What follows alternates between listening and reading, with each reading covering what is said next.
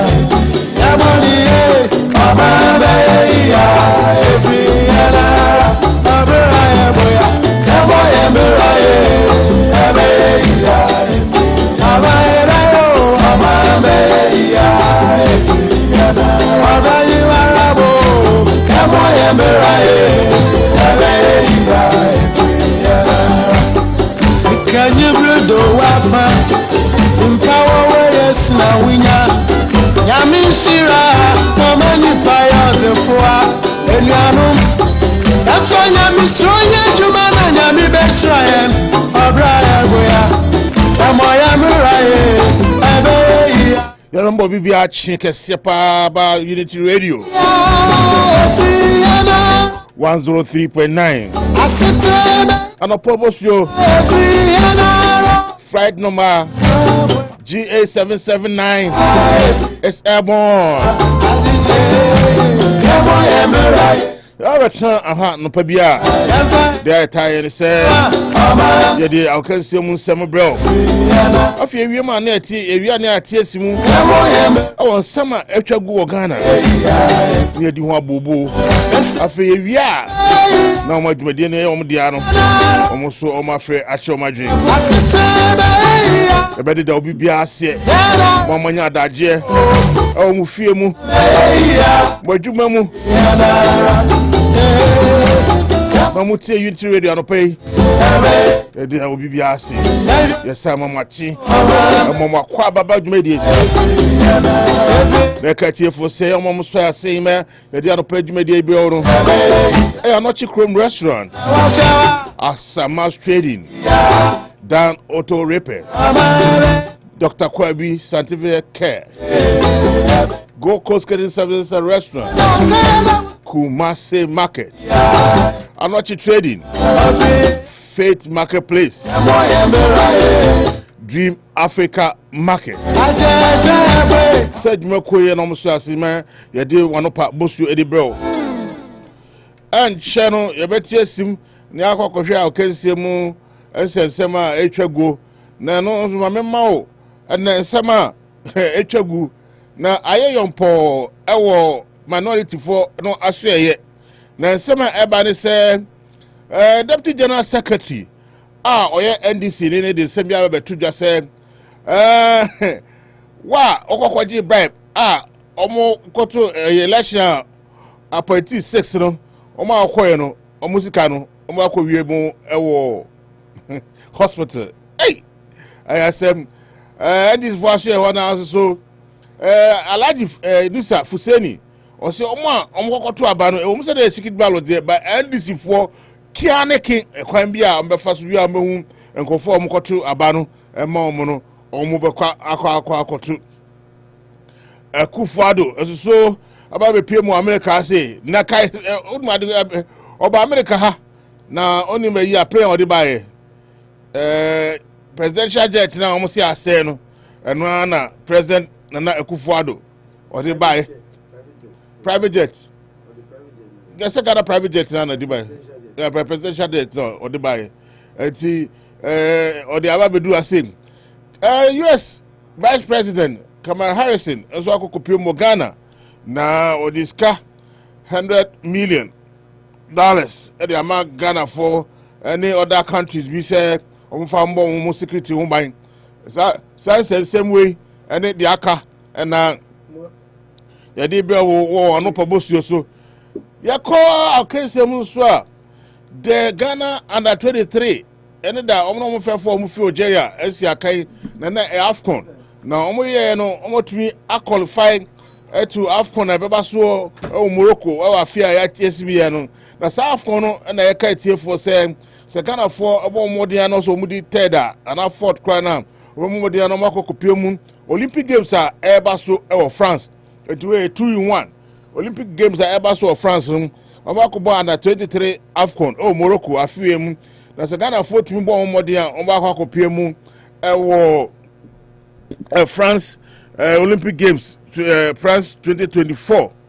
Nano na enkrafo from no Ghana coach your friend Chris Wooten and then mbra na metals wonu esi akan no kokopie mu ho ana ohwe game no bi enti kan ya tene se emrante bi modiball konkan pa enti ada 23 for no Chris Wooten de nani ebecho na wafa players ni bi na mo babesi akan ama the senior national team we ka Fatawi Saiku ono owana 23 ni bi both games ni na no oto atena enti obesan abo Sir Chris Wooten besa fana manako the mainstream black star na only time will tell we ni sema kekeka nine tidbits around the sports around the world of sports and ina the broadcast afidie so na watie bi na bibia tumi akonkan na me ka say Anochi Chrome restaurant baby me no omudumedie 687 Maybury Street in 2 Coast Square and 21 Lover Street ho okwa aduani bia Africa on 30 food bia opebia no odi bia che no okwa obetumi enya bi na wadi na bibia tumi akonkan se opese okokotra ho na udidi na to boas na udidi ho na bibia tumi konkan okwa Anochi Chrome restaurant both sides ni na no okwa obenya baby acha na wajojo ho na odi ya odidi ewie na ope ball kra betumi nya ball ahwe ho na bibia tumi akọ nkanman so opese we take out so a obetumi afre omo na ofoma obetumi akacho se omo ye aduane no omo mamre obekọ na aduane na ready na watumi akwakwakwaji na no abusuafo akwakwa enjoy fair Maybury Street for no money 508-753-8471 and 2 Coast Square no and also 508-762-9981 and from obetumi akọ na ono makọ hwea bom na bibia etumi akọ Asamas trading there opese okoto enoma na de koye aduane enoma efo esan eda from pa na obudo busuafo mba enjoy say ho ye family budget African market no kokoto bibia de da from no bono de da from pa kama pa nti ko Asamas eternity for African market aduane bia obia odi bia che bia no obetumi nya bi na omusa baby omusa to fresh fish bia opebia no so kwa obenya bi Asamas 1084 Main Street so pese one Asamas for editaro so fresh anomawe 508-796-5117 Asamas Trading Dan Auto Repairs Masadan so abepiem New England engineer Masadan so abepiem New England car bia who teach me bia o de kwa obetumi ayama o shocks na say o brakes na say engine na say transmission say car no bibia 40 bia ba car no bia no okọ masa dan so a obetumi repair am na bibia tumi akonkan say opese okoye inspection na inspection okọ no fail because check engida car no so a oba masa dan so betumi aboa na when you check engine na free so na fe okọ inspection na bibia dada na kwam masa dan so 61 Fremont Street Canada and bibia no 145 for no that same building no but this time around there 61 Fremont Street. From Master and so Sanoma Wesum 508 335 2667 508 335 267.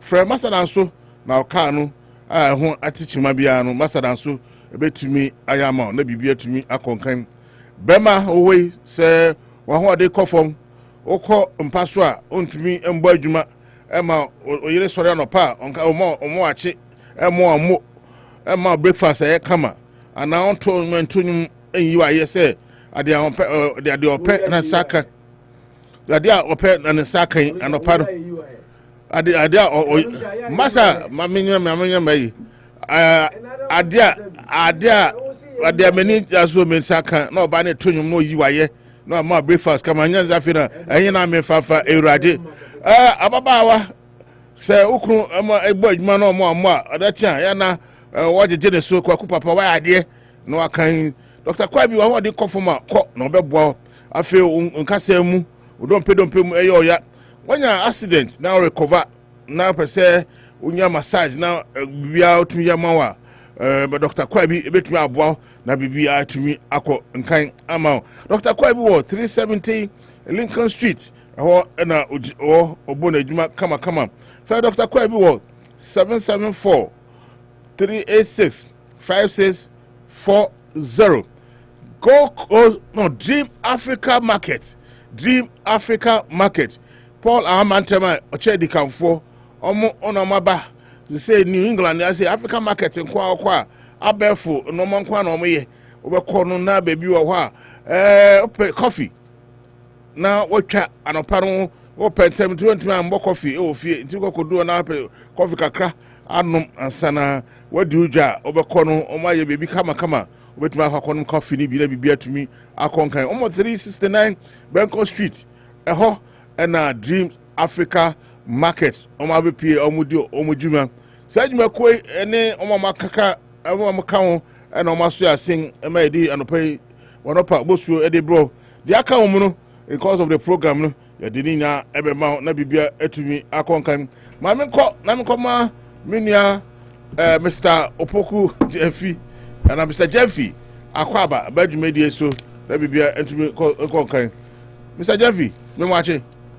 ya nua na pop ti say odomfo na daro man pa cho me ho adin na so e yanko pa ndum yo ya na busafo ti say nyame ne yedini obi ai ho ye master dance ye chana no pe ona meko o shamani mo gina ye no se PSC yedi ngomo na me se opese yedi ngomo na me se engineer wadaro mama elite kakra ntika o se okay ba mo na me catch us am so my busy anti ona me ntima enja master dance nse radio there na a little different from say radio is timely say radio na I say yenya kwan kra ye late kakra sometimes ne ade still an forgivable Ghana sekalusha wa unim who program no o say 30 minutes now program near 1 hour aka 30 minutes because the next program no be so here then it will be time tinye antine say radio is timely engineer whether wada romanye say bia oba mama kwam ye ninkomo nse ne elite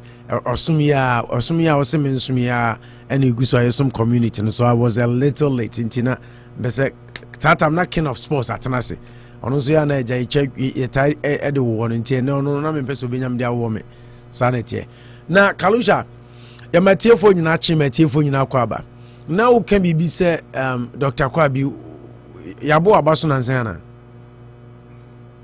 smart vets are made to the no Kalusha yabo abaso se na me wa say wana me ntia we bisa akwachiri mo me no babiti na we abaso won da sase mo wana so bisa won say yabo abaso me tie oba be na meniti em kwa na meti enti e na obi abom abaso wo na sase we bi sa say afidan sen oyi abo abaso ana eno na ese ka obi sase mo ba be say the usika sa no pa sorry na say ya jo so ni ade ni tese minim say there anyway money adwuma money adwuma kalu adwuma so ene money adwuma why money adwuma why ade money adwuma be ma de ho ne bo abaso ye wa na kan abaso body hia pa te monti doctor kwa bi on ana opese bo abaso a te se de oje odi bosa sakode se bosa Ken Kalusha enanso bio yencha etiefo nyina na yenka etiefo se May 13th me ma me akwa free na yie ne baso ne ma me ne madam impromptu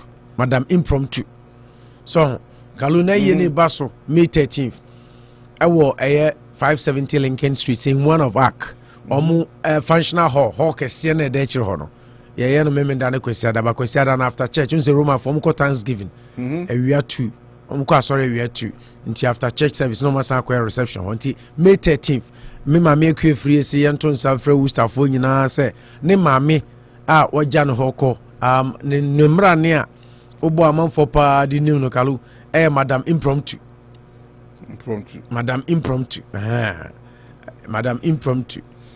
wonya ne baby call nti ye mame akwe free na yie ne baso den May 13th ambaye idwa nti ye nyina yenko na yenko tan achi ye mame na ne din de akua mfum aka madam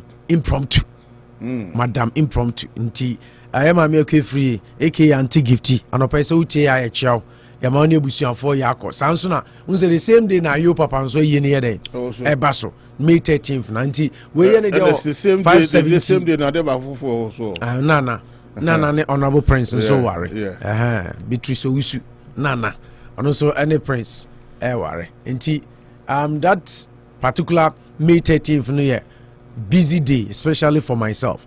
I'll be busy in the morning nana ne honorable prince aware no if you are na yakwa yie no nti etie for nsha so May 13th a very busy day in Worcester, very busy day.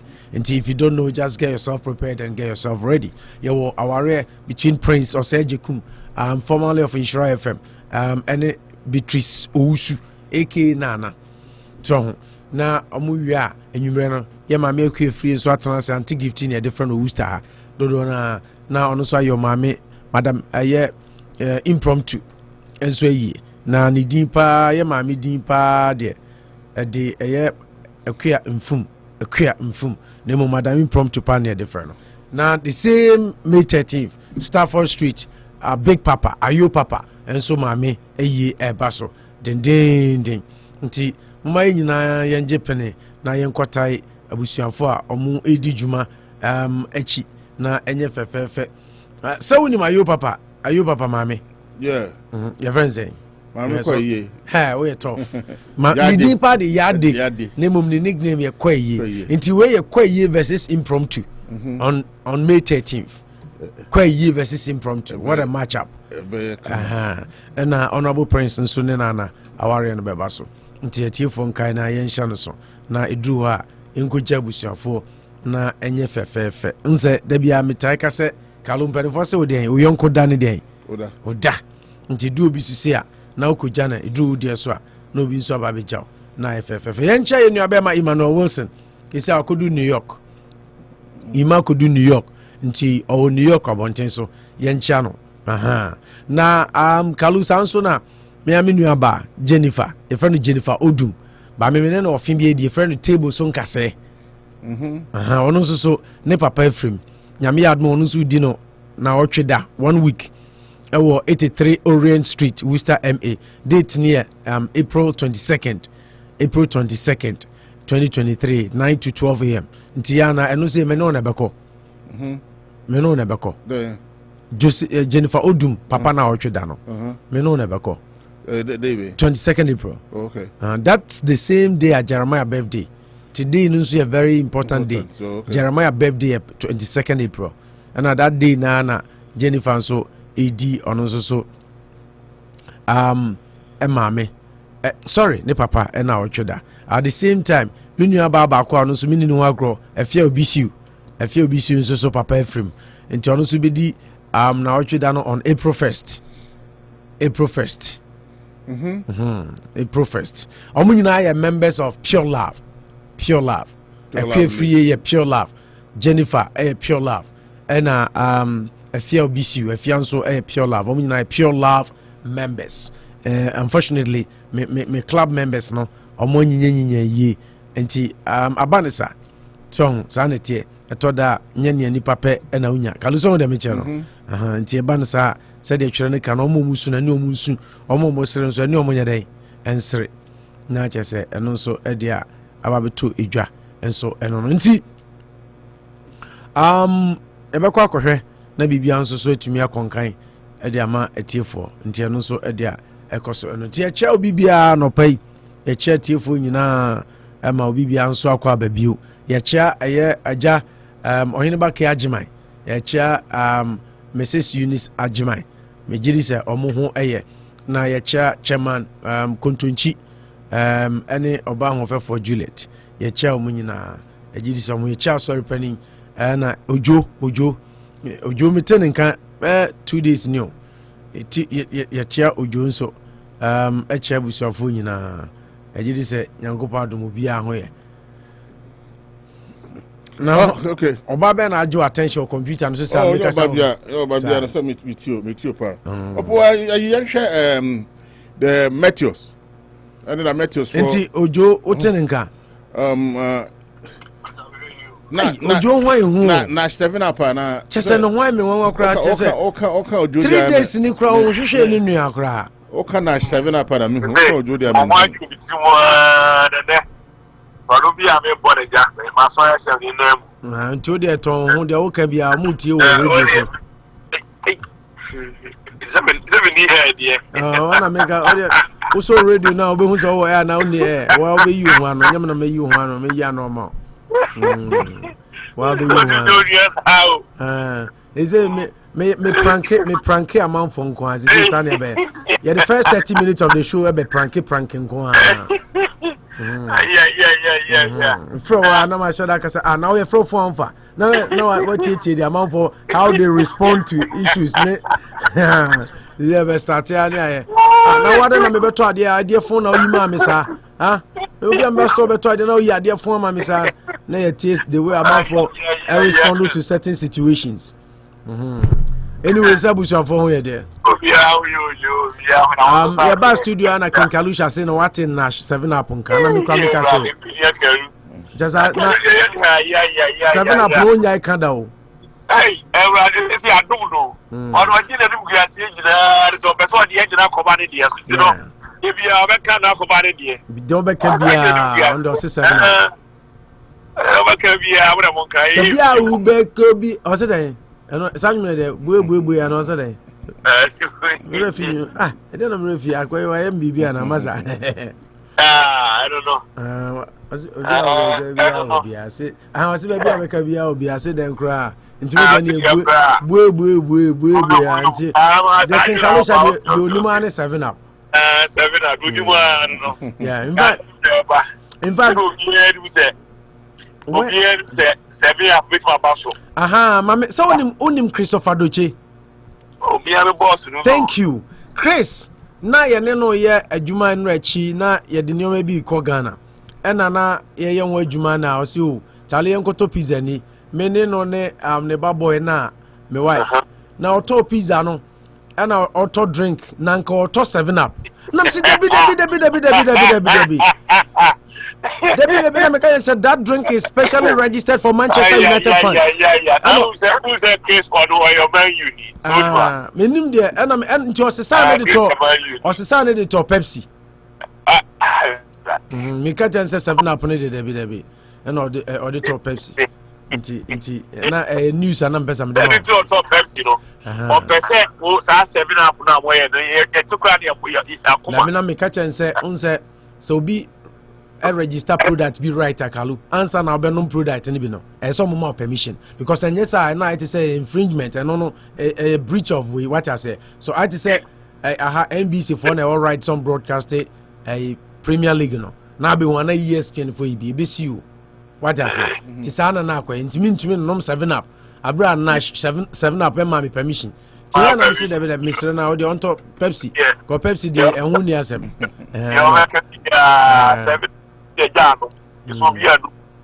yeah Jojo na ya chao ya say until nka 2 days ni as say 3 days you say 2 days nti Kalu say o chao pa o say na 7 up o chao pa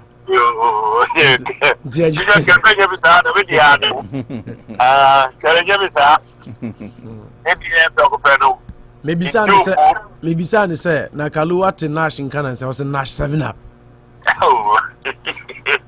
Let me see Ojo na see Ojo na see Ojo first 7 up and now come me Ojo 7 up was me can Nash na Ojo a wo just 7 up Nash 7 up Nash 7 up my phone here why you da say yeah nya hu say hu ye dia cha na big Kalusha sama unim day no June 24th the biggest cookout is coming on Joe to the Banidin about Banidin yem fan tuja ye be on value on that day the biggest event we are here no cookout big time cookout would you address me as say 94 Middlesex Avenue so te enye top sex na enye down sex middle sex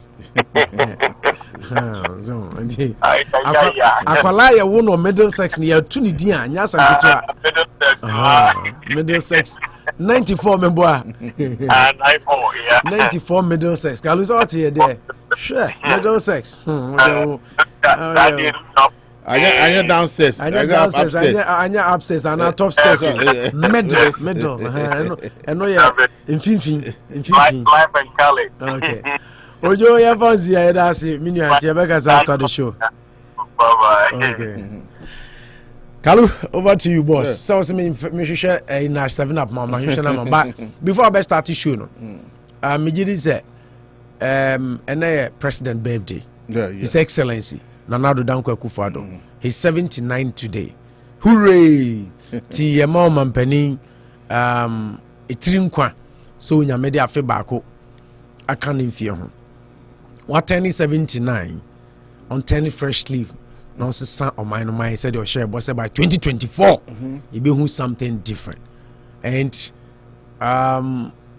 nipa ya de nso sai Nana Addo yesi ya on 10 tiasem meboa but say we tiasem ntiemo na baso say we ka say one of your stories also the presidential jet na ba America 13 hours we fly there ba nti na chese presidential jet no na etimi tu kwan but they be for some 1 or 2 reasons nti Nana Addo isu private jet you book £15,000 an hour but say nyame adom nse ye kan no watie nti ode tu kwan no ese ebo na baso nipa ya de na ye na nyi ho criticize what I say nti oye na ye nso ese ye den ye commend no nti I mean say get onto those topics but answer omampani di ni birthday ni e program asesa na ye Ghana for na program ne Ghana program they say yedi kan acknowledge the biggest man, the number 1 personality of our land on his special day. What I say?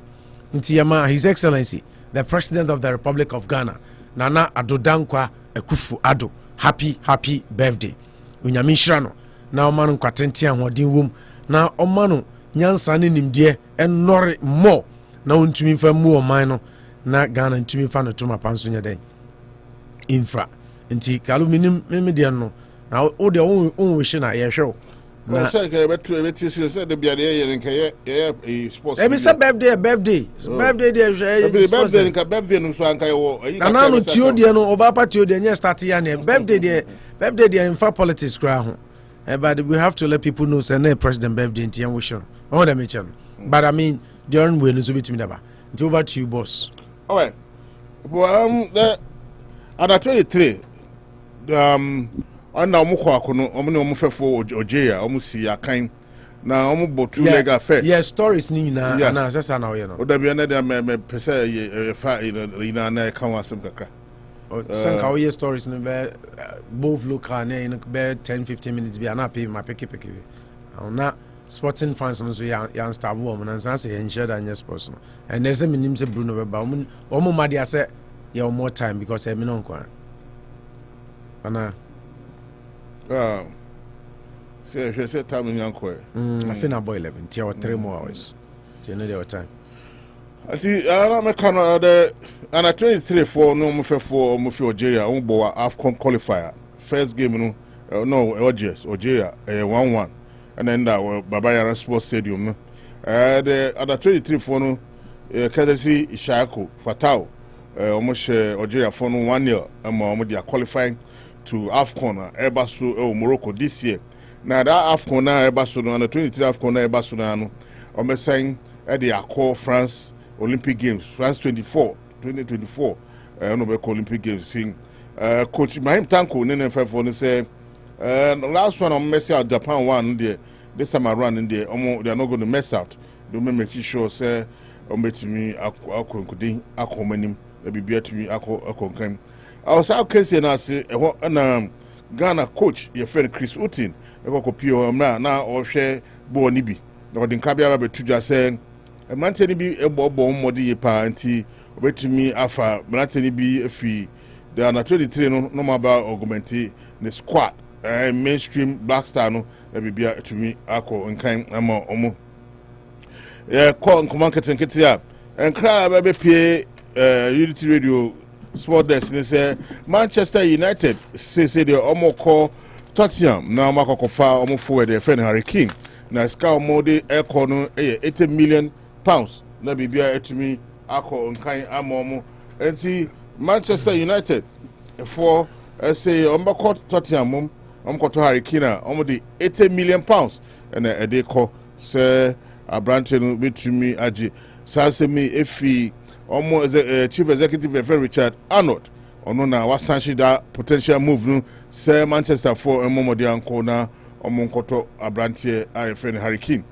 afi Bayern Munich and Bayern Munich say almost so omada omani at Chelsea asembe ha Abrantie bi say on fan share contract say Chelsea or say so man 300,000 pounds a week now they best sign that into right as right here I friend Mason Mount or the need around here or the need buy Munich and want to buy Munich for say on be say Abrantie between see akan amano and craft for so Manchester 4 person money no buy now Marcus Rashford on money near no buy now or a new contract but they say no omone na kan Abrantie him say oyanti ase say odene sabesa be she contract bia wasi biom na wasan ama Manchester Boboko no Chelsea Boboko no so o madwe say omone Abrantie friend Matthew Kovacic say me nka obe renew the contract na no na nkrafo from so apim ni say Abrantie Kovacic say Manchester City for so musakana nka obetimi aba say akama Man City for na nka omepe pa yipa Abrantie aka busumi dunsia 60 months na or the current deal no the abe awiye enkrafo from Liverpool never work alone almost so edo many ache Napoli na asembe ya South Korea for Abrantie friend Kim Min-jae o si akan gidigidi man Napoli for almost 60 million pounds and ekwakoto Abrantie na so mo pede pa Abrantie no sa Abrantie na so Manchester United Liverpool Kim Min-jae oh sa defender yeah sa Abrantie na so Manchester for say omusakana nka omubepe and Liverpool is ready to pay how much the omuna year 60 million pounds and Liverpool are also Liverpool in the news again. Liverpool almost so fighting for French centre back even Deka and na Abrantie say since we na sama iba one share na the contract or no or Eintracht Frankfurt no or the baby anisa on the final phase on the contract Liverpool say call pay even Deka say obebesi akan amom Arsenal for so in some be pure ma and say more call Denmark for Australia and Abrantie back so about Eintracht Frankfurt sir or no so a friend Jasper Lundstrom say omebesi akan emomo na Abrantie no almost some person mo pena ade Eintracht Frankfurt ne ka say Liverpool first on beto Abrantie na mo fa 30 million euros na mo beto Abrantie ne bibia en koso nkan Manchester City force Guswa ne Abrantia fan Ike Gundogan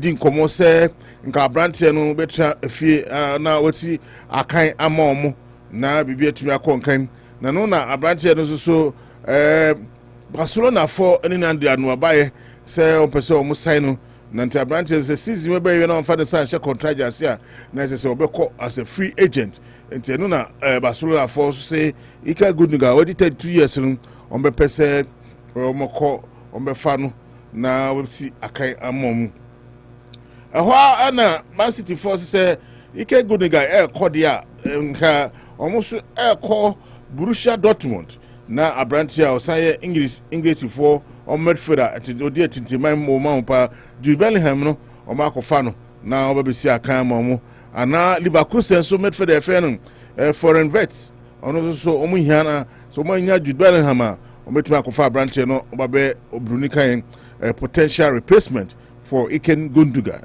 Abrantia osi akan ama Manchester City for no body more kan yipa but City for now so any Manchester United any Newcastle for so monitor Abrantia bi osi na kan yes Spanish ni osi akan ma Celta Vigo I friend Gabriel Vega so ono so omunya na omesi akanma na bibia entumi enko nkan afi nkrafo for mu so se Brighton for say omo akofa Graham Potter ehwa na Chelsea for be fa no na omo je omo 10 million ehye omo ho say actually it's been revealed that the money was 21.5 it's more than 10 million. Oh okay ntina papa ntumi nyina de. Oh okay anti nkrafo for me say Roberto Di Zerbi nso so Italian say obabefa boboko na oye nkonyan ma omo no omo so omo de sika bi ato say so obefa bantie na papa na bra na they don't na bibia tumi nkozo but the same from asade atuja ne say so person oni papa ne di nkoma enya this time aka be 10 games ama season awie na ba beto no da bi ana ba be fa twemi season na ene obeso obeto na ana so be fa no kwa obetumi afa na akọ na bibia tumi akonkan o Chelsea for aso e no nka akọpiem ni say Abrantia your friend love to check no at the end of the season no team bia opese obesign Abrantia no oba ombede no mema say at the end of the season no opese omoto Abrantia no Barcelona for so say pe America Aubameyang ombesian ngomehia say obeba loan ba bobo ko enti omni Chelsea for dinner do ba say omra loan na bibia into enko nkan ma omo aba nkan fofo mu so Aubameyang pe Aubameyang yeah to Barcelona on loan no na edi ama etiefo no nkan fofo mu so Hector Bellerin say one bobo ko friend Betis so mu dia no baba say opese the loan or the call Barcelona no o ende na mum o da na ni call Sporting Lisbon na bibia tumi eko nkan ema boboko no afei boboko this way Leicester Fulham and Wolves say omoda ache Laurent na Abrantia bakwa osi akan o French ni Abrantia friend Enzo Life say ombe si akan ema omo next season na bibia entumi enko nkan na kra mu no the editor sibo say Chelsea for so say omo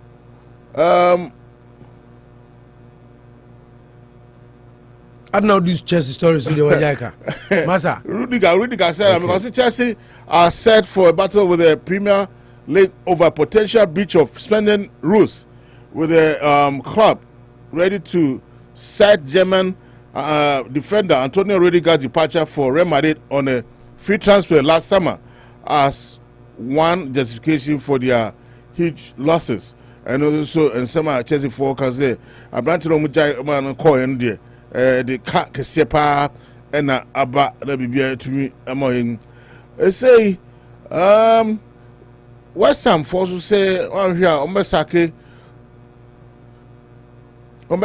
coach friend David Moyes na say on almost sake David Moyes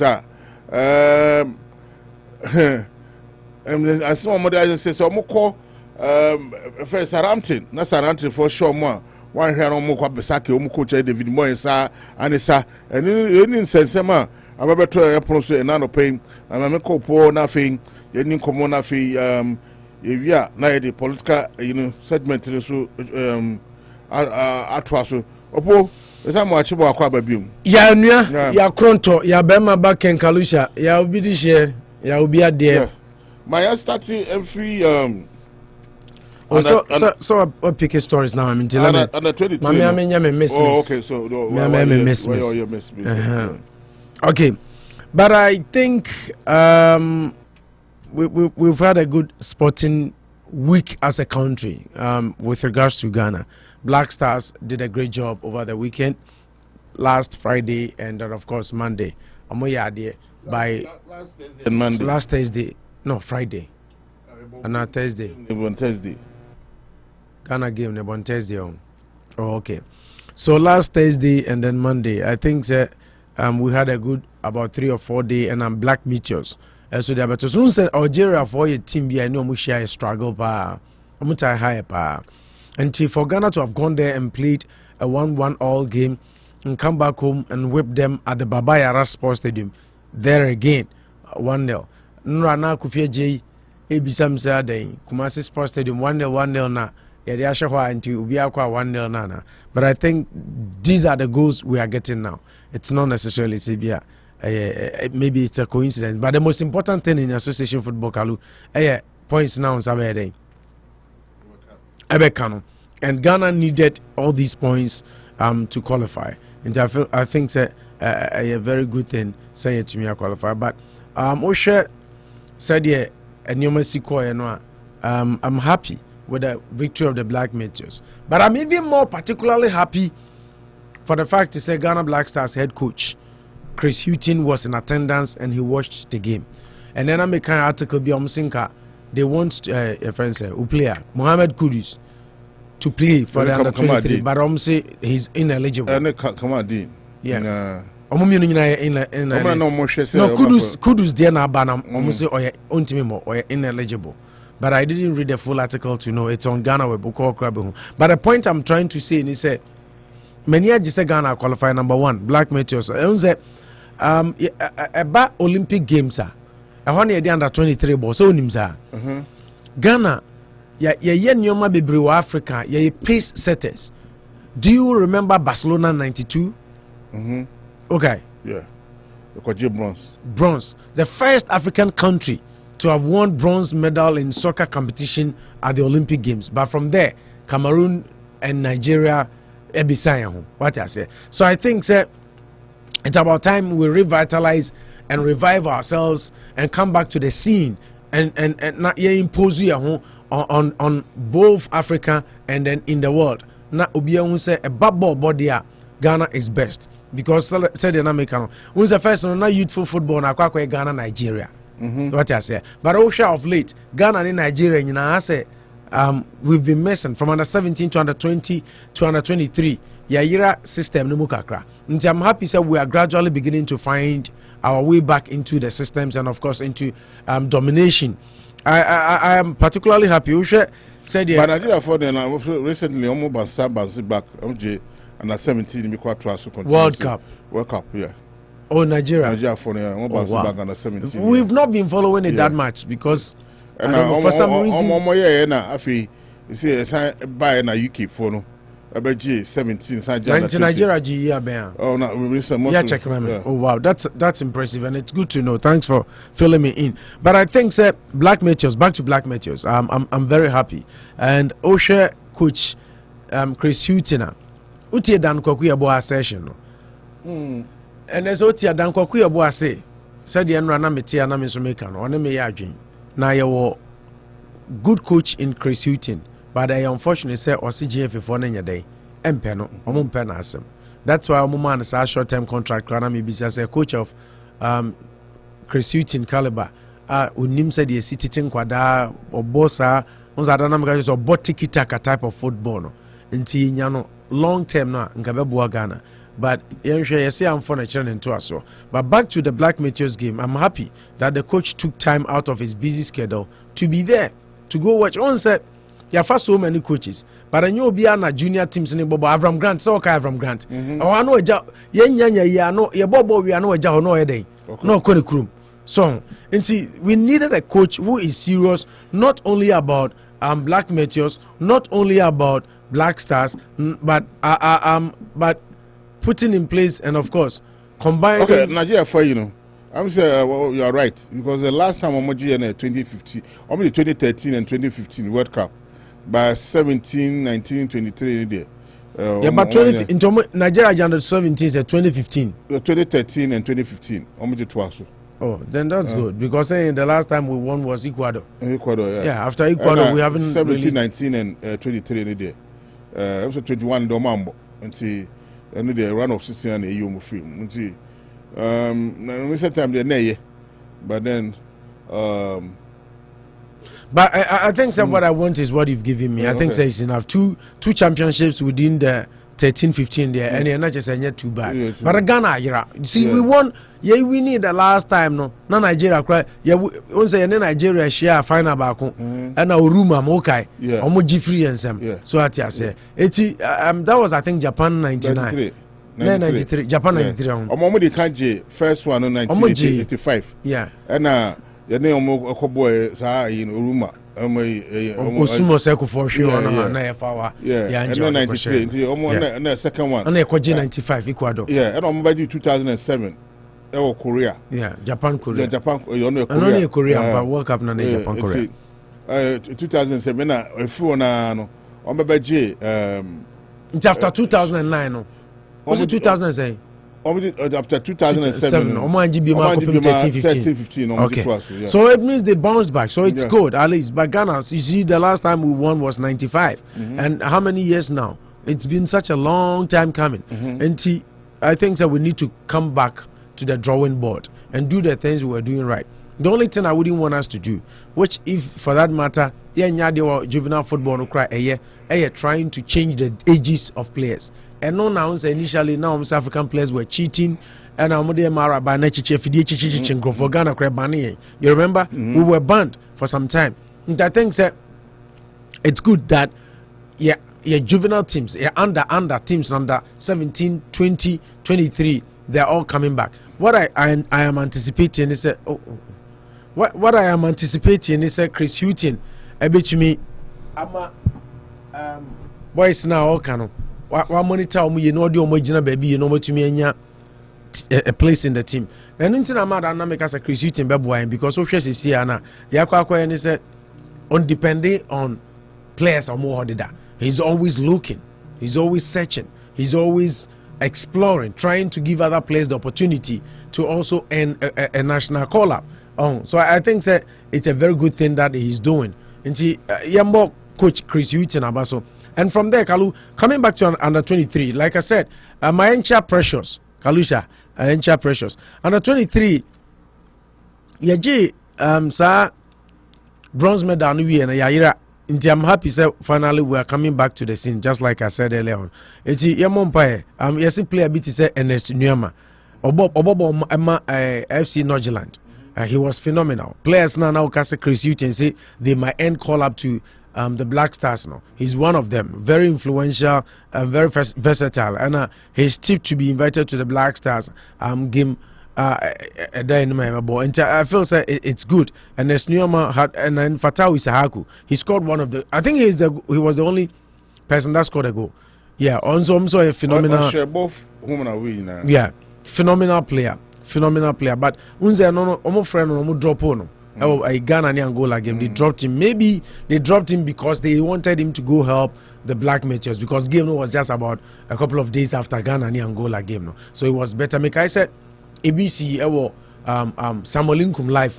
Yeah, Inkum was a long time friend of mine. When he was playing for Kotoko. So he had a call up to the Black Stars and he had a call up to the Black Satellite. Ghana 2009 World Cup soccer. Jordan Anagba. Jordan Anagba was then the Ghana Football Association vice president and he was my personal friend. Jordan Anagba at the FA or no Alex Asante and I back but I had people and and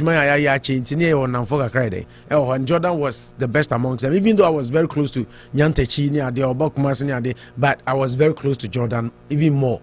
It's inkumnya call up no. Kaluja Misa only Afro Black Stars, Afro Black Satellite and Kabecoin.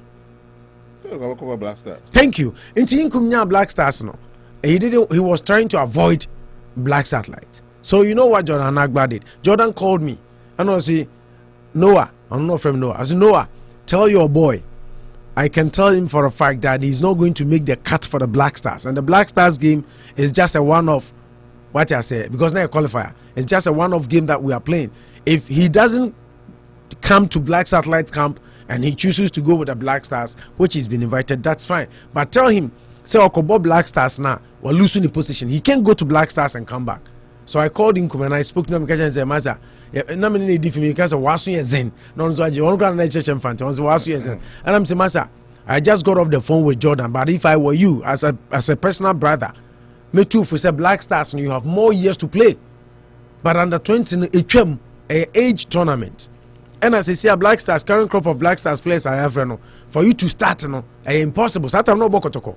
No Nyanko Switzerland. For you to start, impossible. So if I were you, I'll go to Satellite and build something there.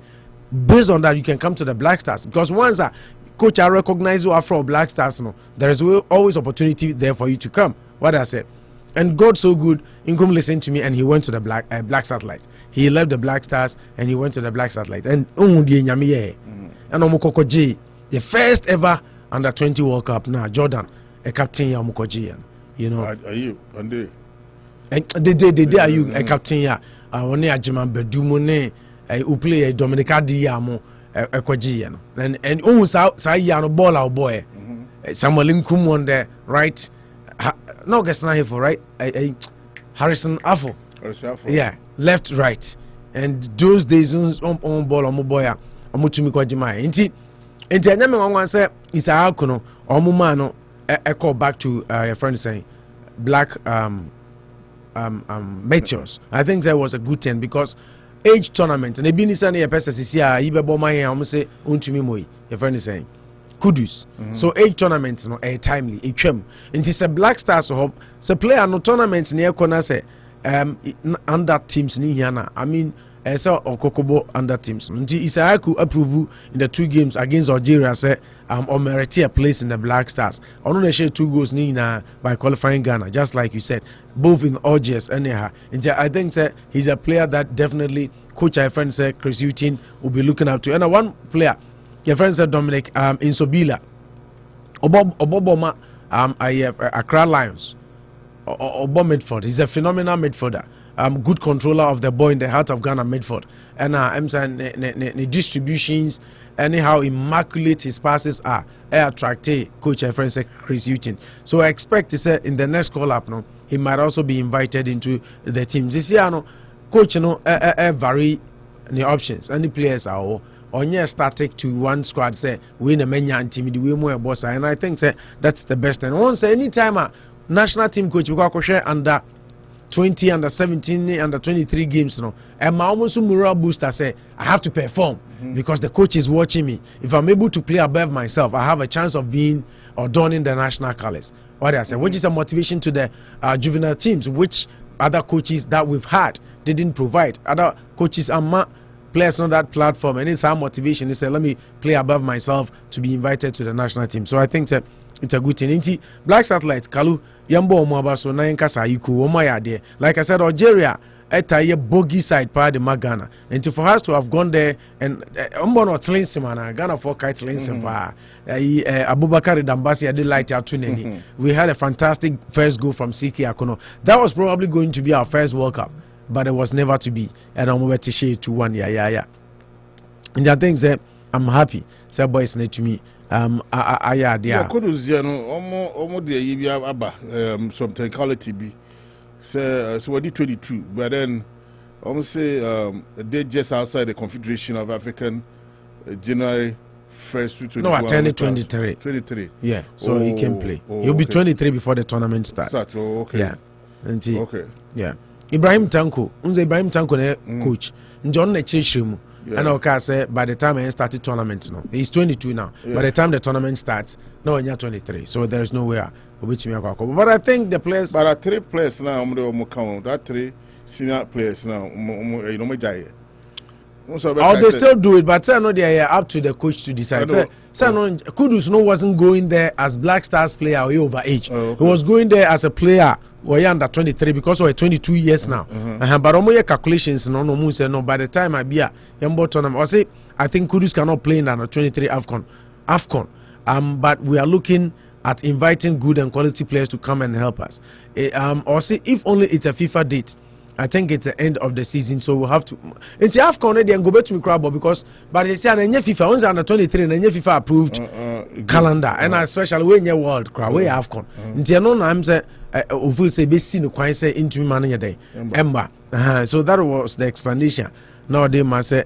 And until me, but they will invite quality players. So you play and I say, if you are born Nordland near demos, I know be more team for they permit you to go to get some more action, so you come back even more equipped and more ready to go. And I think that it is what it is. But there are more black meteors about some idea. Quickly, let me get through some of the stories. What they buy?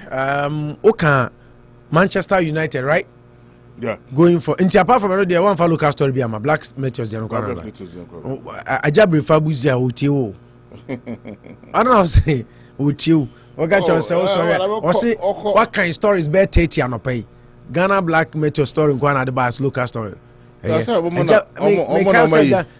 a lot of stories there. House of goalkeeper Oko Park or did you we have to talk about these things and educate the people.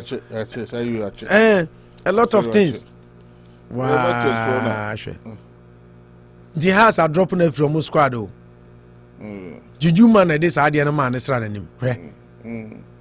Mamma Van Church for her. Now, Kobobo Ghana. How does the country develop? Say, Okobobo. Na see Juju near the Shigu. Na has keeper. Juju man and your master. Anyway, you say has are dropping from Moscow on the Lions match after Juju man's appearance. Moving on, Kalu. I think Hurricane is a player in demand. Bayern Munich, Epe Hurricane. Manchester City wanted Hurricane, but they couldn't, and they ended up signing Erling Braut Haaland. Real Madrid have also been linked. Chelsea have also been linked. Into Hurricane, whether he will leave Tottenham or not, there is a lot of rumors going round and a lot of links being established. But as to whether Obetimi Akwana Onkono Yenshe by the end of the season, Unze Hurricane has always been coming close to leaving Tottenham Hotspur. But then Obesha not deal na sign a hit snag. Mekai time Manchester City link by City proposal Sikakoe. And then Tottenham told them, we want this amount of money. If you are not ready, don't come. They wanted 150 million. Tottenham, Man City at the time were ready, and I think they bid 100 million pounds sterling. But then Tottenham stood their grounds and said, if you want Kane, we want 150 or he's not for sale. So in the end, the deal didn't go through, and surprisingly, Harry Kane extended his contract with Tottenham. Now, what is at stake here? Now, they say at Tottenham Hotspur, Harry Kane can decide to say, okay, I am the all-time top scorer of the club. I don't want to go. Me person me ko baby a. Me person me tena ha bo me ball nyina ye ewie. Na me cement me legendary status. Or Harry Kane can say the me person na me ye Tottenham no. Afa de ma ye ewie. Nti ma me nko baby foforo. Na me nko pe crew a. Na dache se me bedane TV pundit. Te say the Jamie Carragher ne Rio Ferdinand, Joe Cole, Michael Owen, Mwaye ya. Obi amfa nsere me say Premier League title kra wanya dey. Wanyi bida. What you say? In that thing say in that sense no, Harry Kane can make a move. But then I was also reading an article where Daniel Levy say we're trying to buy to say 100 million pounds, and he wants to sell Harry Kane abroad as opposed to letting him stay in England and strengthen opposition teams. So these are all factors that will come into play when it comes to Harry Kane sailor. Chelsea has been linked, but it is easier for Manchester United to get Harry Kane than Chelsea because of the rivalry between the two clubs. What do I say? Until it will be difficult for Tottenham to say we are selling our best player and arguably the best striker in the Premier League to you, Chelsea, to make you a formidable team in England and in London and then win trophies next time for best. Until you share Harry Kane maybe team you or Englander, undoubtedly team are a better chance of signing him. Manchester United. And I think them bidding 18 because Papa Kakacha said 80 million or onje. They shouldn't start. Kalusha, when player Ben Amoji in fee Manchester United is them. Player. Thank you. Why? Because they were dragging their feet on money. I had to say Manchester United of late. I had to say Arsenal. Omba player who I had to say a marathon tomatoes. Oh, wait there, oh, in terms of crowd, wait there, oh, family, you to me swear. Oh, wait there, I'm crowd. They are always dragging prices and trying to bargain. Be their form of Mudryk to Chelsea and look at the link with Arsenal. Almost a completed and done deal. Cody Gakpo to Manchester United. Cody Gakpo to Manchester United. Obianim say a weekra. You answer Liverpool. I could hear from Hinano. Until these are some of the things that I think Manchester. In fact, so Bayern Munich link, Real Madrid link now. Say Harry Kane prefers Obeko abroad. I think Daniel Levy will sell him abroad. But some peso boy Englander. I think among the teams that have been linked, Chelsea, Man United. No, I personally feel Man United will get Harry Kane over Chelsea because of the rivalry. And media them future and then Nash 7 up moon say if they want him they should increase their bid, go get him. 100 million will be a good deal. And Harry Kane Chelsea Benyana, I would prefer Harry Kane on any day over Sir Victor Osimhen because Harry Kane is Premier League proven. What do I say? Harry Kane is Premier League proven, and Harry Kane it's not just a striker. He's a centre forward or he dropped Otimi be bomb it for the crowd. Otimi be bomb a supply critique. You know, almost the dynamic duo on it his son, min son. And I'm happy say Enrana's son say on my Conte or say he feels a responsibility because under Conte want me and spark it when you spark am wa papa no until he feels responsible say and he has on na my Antonio Conte Eddie because unzo buy no minsonya from the essay kra and no bench no e on any kra be nya rift and sanitary or sign a born and Richarlison so ko fa ne buy no hasn't helped either. And I think that firepower no ebegina Harry Kane so and that was the problem of Antonio Conte. And he said Harry Kane be fraud there. Then I don't know what Tottenham or next move ebe. But let's hope so. But if Ubi some my personal opinion, Kalusha, I'll tell you point blank say it's time Harry Kane moves to another club because everything he wanted to do for Tottenham is done. He's now the club's all-time goal scorer. What are you waiting for? No trophy to show for all these years, and you finish and come and sit on TV and people will be making mockery of you. As Ocean be omo ring it down. Some more analysis then the players will be tweeting, especially some more criticize you or more. Charles Barkley near them TNT. Sometimes the players will be criticizing them. Masa uni ring kasana who are you to criticize me and all that? What I say? And I think Harry Kane needs a trophy. He needs a trophy. And if I were him, I would leave Mason Mount to Bayern Munich. In fact, Thomas Tuchel's move to Bayern Munich, you know why? Because Chelsea free kick expert trainer Barry, in the first press conference, and it was surprising. Chelsea lambasted Tuchel, but then the man has put in a transfer request. I was just reading it yesterday, and yet Thomas Tuchel didn't buy you. Frank Lampard didn't buy. Frank Lampard buy no, and no fan didn't buy, and that Unser Lampard just under a year or a year in the job.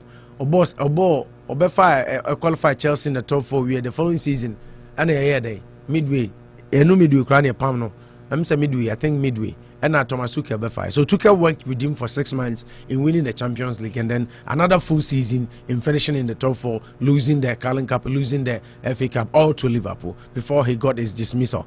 Inti Papa no ne Tuchel a year Juma for Memphis say 1.5 years. Or almost 2 years.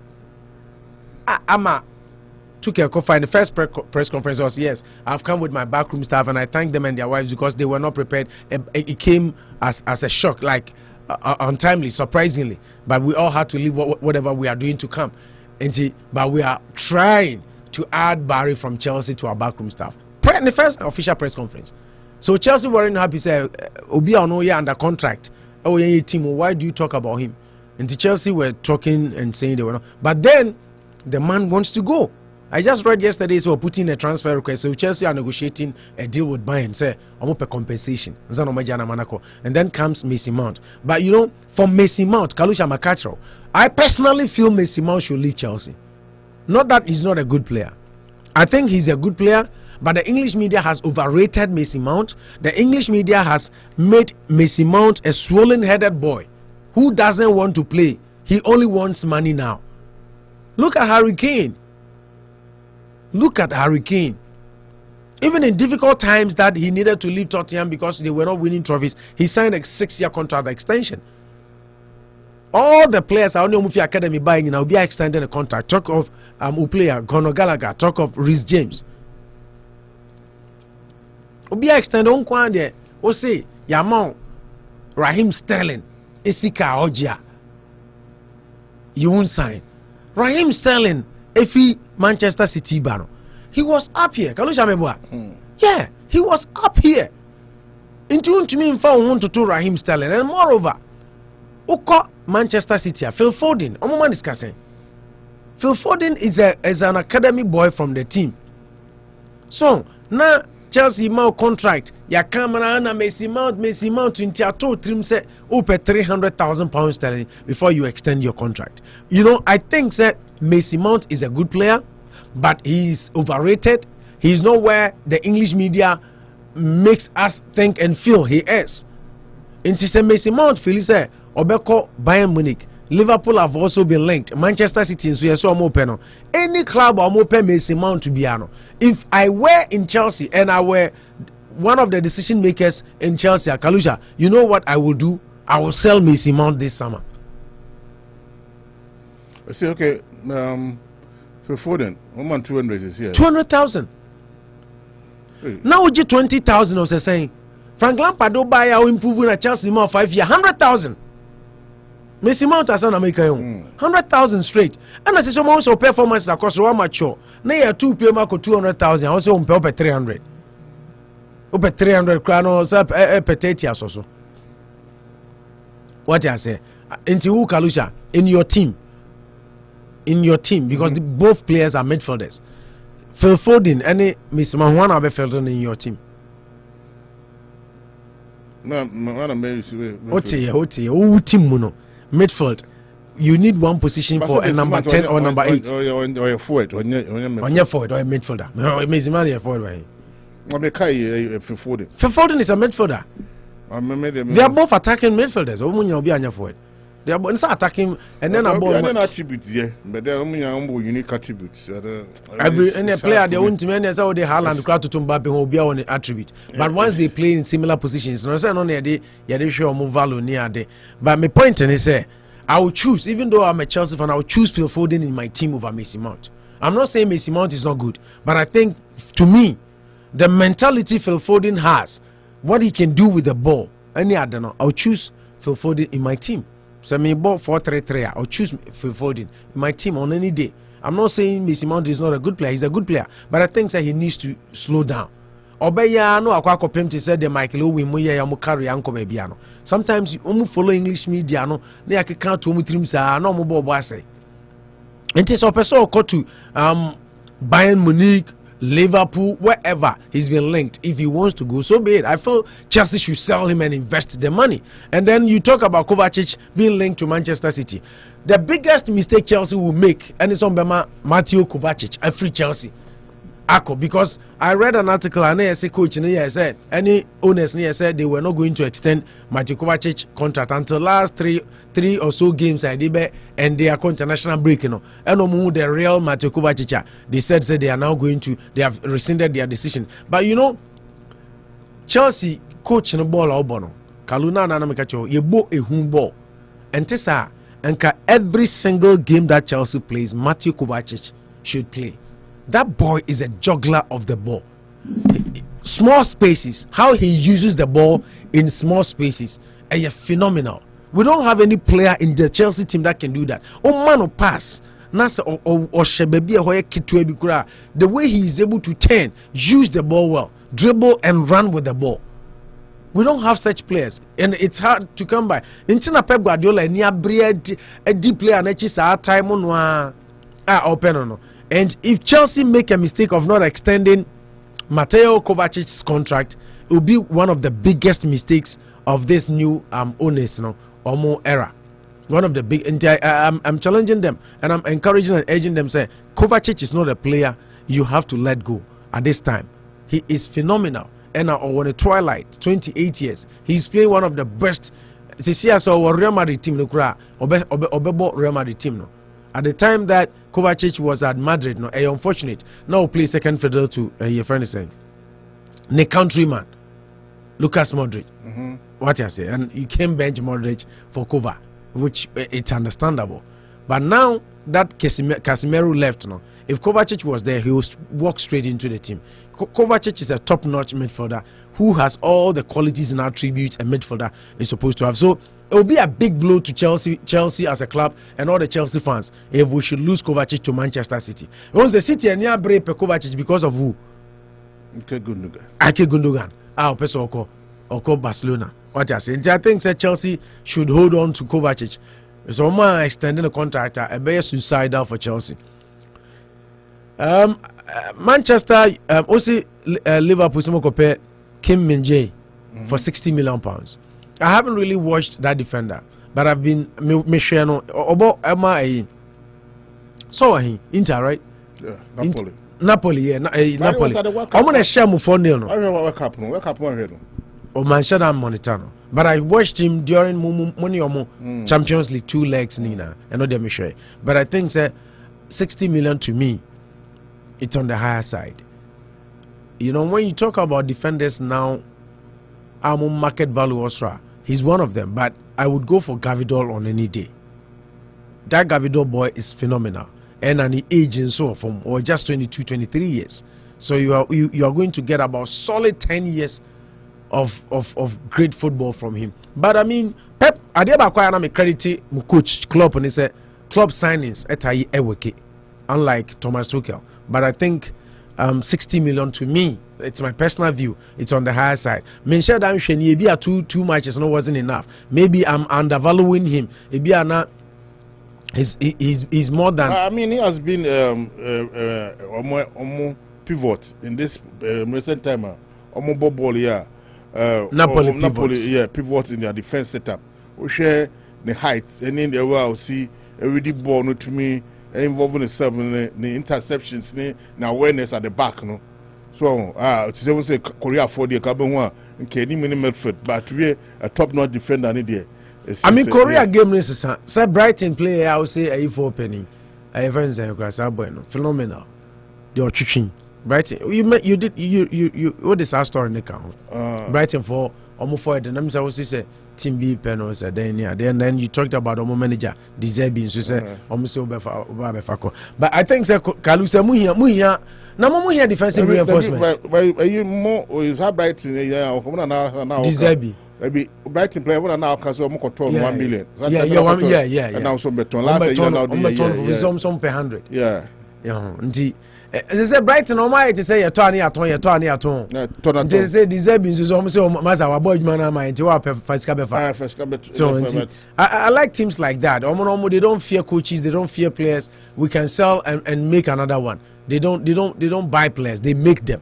And they don't buy coaches, they make them. So I think it's a good thing. But Min-jae Mokoton 60 million. I think personally I still feel it's on the higher side. But more here defensive reinforcement, Kalu.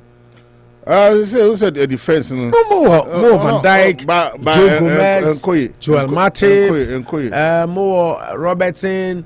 Anyway, Medford, say pressure better is trying to it's more reinforcement. We need it because the player require say or you too much too short. Van Dijk. Yeah, almost why arrogant. No, Kasa press conference. Almost why arrogance. No, all the bankers say he's not been arrogant. But I think moving on. Japan and Korean. Oh, I'm sorry, no, Japan. Mitoma. Yeah, I think he's a Japanese phenomenal player. He's an Asian player. No said they are coming up. Yeah, they are coming up. He's a phenomenal player. That player say Chelsea Nyana any may bomb by Liverpool cotton because the way club plays, if Liverpool is able to get him or bet tormented defenders, Papa. I can go on to Barcelona. Kalu, it's been in the news for a while, and I believe that it's going to happen. Last summer. And a link and buy, and then Pep Guardiola insisted they wouldn't let Gundogan go. But he said the contract I signed by May, and so he becomes a free agent. And I was reading from All Football said it's almost done except one article be now more working out. And I only him say, oh England, not team was Spain per now contract 6 months. You can do a pre-contract agreement. So that is what Ike Gundogan is doing right now. So Ike Gundogan to Barcelona there. It's almost like a done deal. And Pep Guardiola knows he's leaving. That's why he's so keen to bring Kovacic as his replacement. I don't know, but I was reading that Barcelona forces say they are going to target free agent. And it's a team will free agent to be careful because they see as so they want to target free agents to cut down cost of buying players, but rather it will go into their wages. They want it that way. I was say, oh, player B. Now Barcelona so open. No a free agent. Be very careful. But I can go hand to Barca. They feel say done deal. Jude Bellingham, the most sought after midfielder in the summer. Liverpool wants Jude Bellingham. Real Madrid wants Jude Bellingham. And now you are telling me that Man City so Gundogan replacement because when him said the chances of getting Kovacic in the slim kakra. On say so Kova say on the contract na 16 months. What I say inti contract no e bi wom kakra e ma Chelsea nyina so but Jude Bellingham there Dortmund for already said omo beton but Sikano any the power to get him out there. So I believe said Jude Bellingham Man City von kwaso manya Jude Bellingham omanya another player foreign wait oh yeah Leverkusen midfielder from okay a potential yeah and I think that Jude Bellingham there it is certain so be free Dortmund but where Obekono any as Real Madrid say they are very positive. Other news will come and say Liverpool is also leading the race now. City is also joining and what kind of boy I say a friend is saying about England national team no I see I dead and so I'm Bobo Jack Grealish. I see Grealish was in one interview and I said Jack Grealish I was trying to call him to come and join City and all that. And Jude Bellingham yeah I was Jack Grealish dead and so I'm Bobo City near didn't I'm call national team side yeah and I think that Bellingham it's certain so be free Dortmund but where Obekono and on because they see all the teams City, Real Madrid, Liverpool. You know Chelsea was in contention, but the boy came out to say he doesn't want to play for Chelsea because of what their owners, the way they were splashing money. What I say. So I think Chelsea is out of question, and I wouldn't want Chelsea to even try to sign Sekante or na extend Kovacic. So na yenya Enzo, your Enzo. So the Argentina, they say when you soft sports kakrama. Enzo. Yeah. Enzo. I don't know team. But Chelsea will go for Declan Rice rather. Made me feel that Declan Rice will be for Jude Bellingham because of the competition. Yeah, and he said Chelsea wants to. If Chelsea wants to add a midfielder, I would urge them to go for youthful Chelsea player, Declan Rice from West Ham, as opposed to Jude Bellingham. And I think that Bellingham will leave, but I don't know. I can't confirm. And the links showing it said he might go to Real Madrid or Liverpool. What I say, Real Madrid or Liverpool looks likely destinations for Bellingham. So, but let's wait and see. Aubameyang to Barcelona. Me say me who's mami aba chro and you maybe on Facebook we did Chelsea for them say Chelsea for Aubameyang say be say any career any other. You know Chelsea doesn't destroy career of players. And yeah, Arsenal son kasa because Arsenal nananko ojina so obo we so oba any atata Aubameyang what attitude na problem. Aubameyang attitude. Atata said that we didn't understand him, and people were fighting. Atata said, "Why are you doing this to your player? Waji Gokin? Why your top scorer for 2 or 3 years in a row and all that?" I believe strongly that Aubameyang has to come to understand. They say, "Sesi ano baby ojina no, enye baby a ɔte sɛ kane no bio na ho ɔden a ɔde bɔ bɔɔl no ɛnte sɛ Aubameyang kane na ɔwɔ Dortmund a ɔde ba Arsenal ne biem na sisi a already story no kra na ɔsɛ wɔyɛ willing so ɔbɛcut it down the wages in order to go back and make sure that he's back in Camp Nou to play for Barcelona. And I think enyo bi na Aubameyang mami aba say Aubameyang ba Chelsea no so what share Aubameyang games are he's not been living up to expectation. He's had all the chances that a player ought to be given, but he's not capitalizing, he's not producing, he's not scoring, he's not doing anything. And now Ojinabo man attitude, ni work rate crowd from he gets the lowest number of touches. He doesn't draw back to support. He doesn't do anything. Until Bobo Nemre Munase, Opesa Bo typical number 1, number 9 row, Abra Onye Ellen Brut Harlander. Kalu, it won't work out. So I think that it's and you'll be nice, say Aubameyang Bobo. Aubameyang should come to the realization, say Chelsea is not for him. And I'm Chelsea for Crabo for Sisi Anopa. And Mamiaba should consider all these things. Chelsea Bobo, Omuye are now took play. When him so called Real Madrid Barcelona no Okoshebi. Oh, sir. Yeah, because for playing co Spain, Abra one cry Chelsea. Eko share boni bisa ko Camp Nou omo dressing room ni ade ko pledi so person back back. It's a disrespect to the team you play for. You're under contract and you have to respect that. So at us, and if you do all these things, team Ben our person holding an imbe from no sign and found more ball. Meanwhile, you do unye wenum cry do bon untumi more. You are not producing. So instead of staying humble and working hard and fighting for your time, you are rather causing more chaos in the team and you want the team to use you. No. Aubameyang should know that his time is up. And I was reading say because about Major League Soccer because the way Barcelona for no say hot no. Some bit me as a player be on yes so productive no more trianica. It's all up to them. But Aubameyang so your productive coach you player no your productive. Yeah, na mo kasa. Yeah, kasa say mo coach no nim de oye. Na player no hono use na. Player you use on the field of player no productive. When you use na better no productive. Kalisha Aubameyang by Chelsea no watch bobo. Do you watch Chelsea games? Coach no use Kalu what they buy you. Me watch me game but coach has not been using him. And tell them by you say or wanna say you should better no productive. Yeah, oh your analysis. Oh can sama. Oh can sama because Chelsea now the Chelsea sentiment na other now attacking me. I am doing fair analysis. Everybody or Shebo be him say Aubameyang ball or move bono Chelsea ball no any institute no Aubameyang crowd was Arsenal no you see Aubameyang latter days were Arsenal. He was total passenger in games. Abako Barcelona no yeah they meant am koto no they meant am koto free Barcelona. Yeah, koto because Thomas took it. That I sat here and I condemned him. But Barcelona no the same Arsenal team here no be so nya the Barcelona no yeah nka ko mere passenger Barcelona ka just now okay na who player ball you turn back wasa. What are you talking about? Haven't you seen the player? So no, Kalusha. I told them when you first analysis. I said that be a Chelsea. You think differently. One for player, why dear baby? Obi atisika kotona waba wasanda. Oh, question only man. Coach then you see. And you saw and if you know men can sell Liverpool players. What's that? If you know a Liverpool player, be she a fashion coach. Yeah, make me that channel. And you met me fashion because player number players be brain to you. Uba won't me more. Prepare be asema. O kana asema. Yeah. You don't know me. Me poba me asem. But me ya analysis ah. Me mfa uba na de uba ka so be prepare asema. Uba na de obi be ka u tena hanka say Ronaldo assist to Crown 50.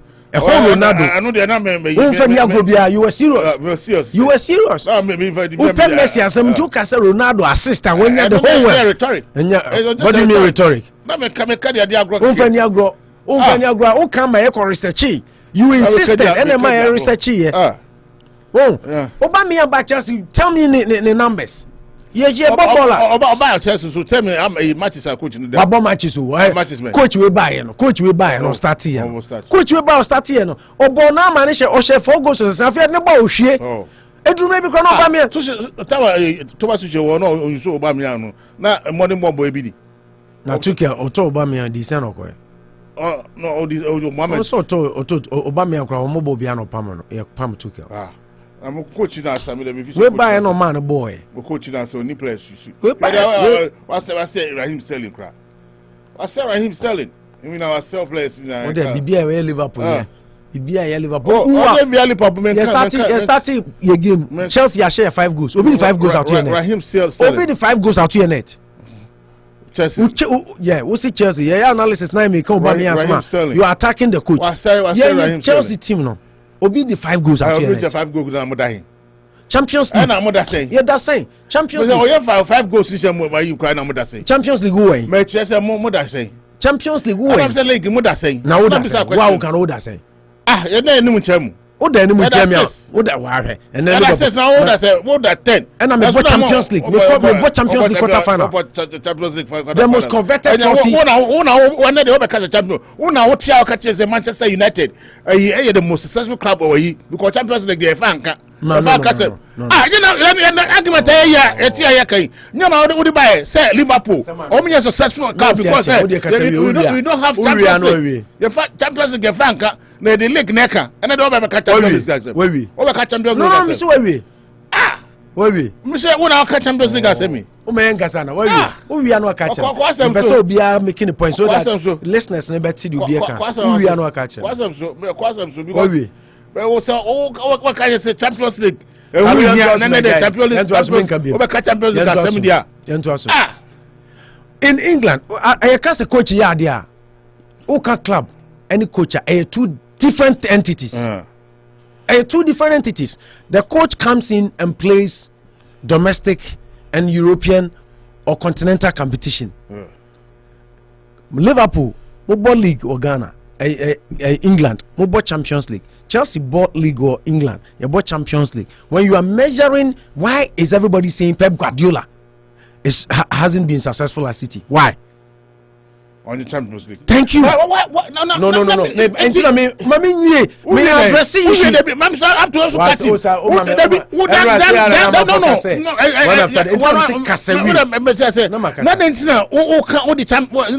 Champions League. Then I can say Manchester at the Premier League 20 and Liverpool at 19. But Jimmy Brenti, Manchester is the most successful club. And then I can Champions League.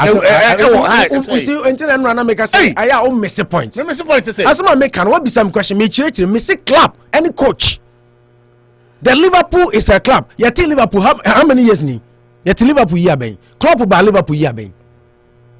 You are measuring success of a coach. You can compare that to the existence of the club for over 100 years. A club's success is measured on trophies. What winning. A coach's tenure is measured on trophies or winning within the stint. Until no make say, what's the club in Yadia? Graham Potter Yadia. In any case, Graham Potter on him, I'm not for him. But the point is, Liverpool coach now also Yadina Miss Wajib 5. And I make us a Champions League. Chelsea that's whom. This coach now also has Sane that's whom. But who coach now also Yadi and I shall 5 with him. That's the analysis. I'm not talking about the successful club and the domestic trophies. I still stand by that point because Manchester United are Okano Champions League in yes on GB though. And yes on GB that's on GB that they different. Europa League Manchester United are GB Ukra on GB. Liverpool new Europa League. Go check your records. European Cup. Europa League. No, say Europa, the newly converted Europa League. Europa, the same thing. They say na say who can say dia Chelsea. No, who can say dia Chelsea said tituori champion. Let me say this question. And what assessment men are assessing men are here until we can say Manchester United is the most successful. You have to go there. That's argument here.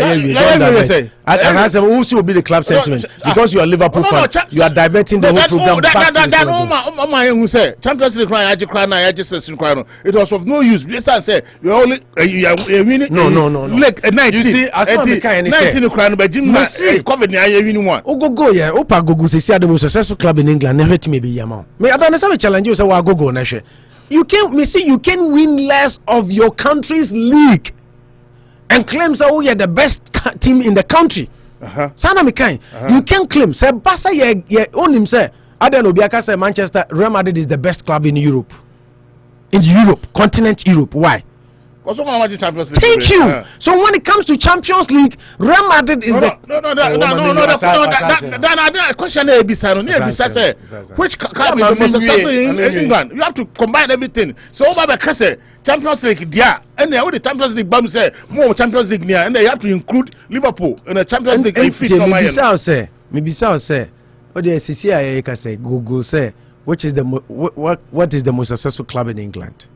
That's me. I'll say me Liverpool. Go first thing ever Manchester United. No, Liverpoul. Maybe go the Manchester United. Because they be Yaman because of Liverpool. Me typical examples as to why I don't see and I don't take, and not only me, the stats are there. Say Liverpool the most successful club because untumin run me can say some chiro untumin ko say we team una we omani nyina team kese mfie duasa na onye league da. How can you be successful club, the most successful club in the country? Now we're running 30 years. Now in the league back but football season 30 years. Just season now about 30 years. 30 years. So if it's a Champions League, 30 years. The Champions League we two. Momo just say. No, and yeah, madam in casa. No, successful club say Chelsea in fire and within the last year. Since 2004, but they are fine. But overall in England, Chelsea in Casa the most be a man. Don't try to bring the Champions League issue. Because we are hold down the most successful club. We are talking about league. And the league, I say Champions League. I have repeated. No, I have repeated myself. Me say you cannot win less league trophies in your country. Yeah, make I say to you. Me see you can win less league trophies in your country and claim to be successful the most. No, the successful league now you can everything combined. Yeah, you don't talk. We don't. The definition. So if you come in a country, you know, everything combined. Everything. European Cups and leagues. And will be a successful club in the country. And your league in will be a successful argument. Fact. Why the 20? Why the FA Cup 20? FA Cup 20. Okay. Me also caps to do. Why the FA Cup 20? Now will be edgy Premier League Cup. And so bet is 15 in England. Obeka said the FA Cup no on the most successful club. Don't bring that. What's the trophies? We're talking about every trophy symbolic to a particular country. A successful club in a we will bring league and we bring European affairs, European glory. Kalu. Nobody is forcing you to do that one. But then Manchester, Liverpool, the bottom line is a successful club, the European glory, and then the league is 7 count. And yes, Anka, friends, Pep Guardiola, Anka, 5 years in it. Because the only European glory in Solano. The CV in Manchester City, do you complete? That is why I'm telling you. And I say, Chelsea say, who somehow can have unsa some because they see a computer so go the most successful club in England for the last 10 years. Say Manchester City ni be yama. Cause is here the most successful club within the last decade. England, Abeba City. But say Liverpool Champions League home, Chelsea Champions League home. You can't say, oh, by a leg and leg. Oh, let me build. Champions League, yeah. You come and say, but don't bring a Champions League in league in here and here. Don't say, quarter finals or a Champions League. The American say, my point is say, one, for you to be the most successful in your country, you have to win more leagues in your country. Obaji European, but you have to still win more leagues in your country. When you say before City, no Chelsea, the last decade, about 25 years. Now Chelsea net tissue in England, the most successful club in England, and Sana City, so GG League, no to us on Mabi Sion. But even though City hasn't won the Champions League, within the last 10 years, City is the most successful club in England. Champions League. We don't involve the Champions League in the leg in the club most successful. Don't put words in my mouth. what I'm saying is make us mischief. My points are clear. Let the listeners judge me on that. Messi, you can win less of your country's league trophies and claim to be the most successful. You can't win less. Sana Meka. And I won't cry there, Modiano cry there, Moyano cry there time. More runners are the biggest team in England. Now I got 30 years without winning your trophy in England. Now so yeah, oh, come on. It's a league, you know, and I'm most successful. And your league, my children make me point. Don't bring to mischief quarterfinals in Champions League in T. No. What's the coach? Champions League in Cajon. Let's talk about league. What's it? Now league. So yeah, so yeah, eliminations there. League so yeah, eliminations. No, tell us Champions League win. Me say win. Kalu men fan some shamano. Me say asama me kind of repeat. Me ka say waji 6. Manchester United are 3. But you can win less league trophies in your country. And claim to be the most successful club. That's what I said. And national, the league is more important than Champions League. That's what I said. Now we see in England. Until me bisa say Real Madrid, I don't say Real Madrid the kings of Europe. Your continent and your country. Even though Champions League, you know, England, England, you know, trophy or mine ankasa bo, the prestige of the country is the EPL. It is all kind Europe. That's why when you list the European teams are Real Madrid number 1, AC Milan number 2, Liverpool number 3, right? Mokram says the money AC Milan 7-6 and 7-6. Yeah, Milan was 7, right? Yeah. In Europe, Liverpool also 3. Obienim. But when you come to England, you have to win more of your England. Until I say, I don't know, Real Madrid, they're kings of Europe. I don't know, someone third in Europe, we are kings. Because Maji more change United, Maji more change Chelsea, Maji more change Arsenal.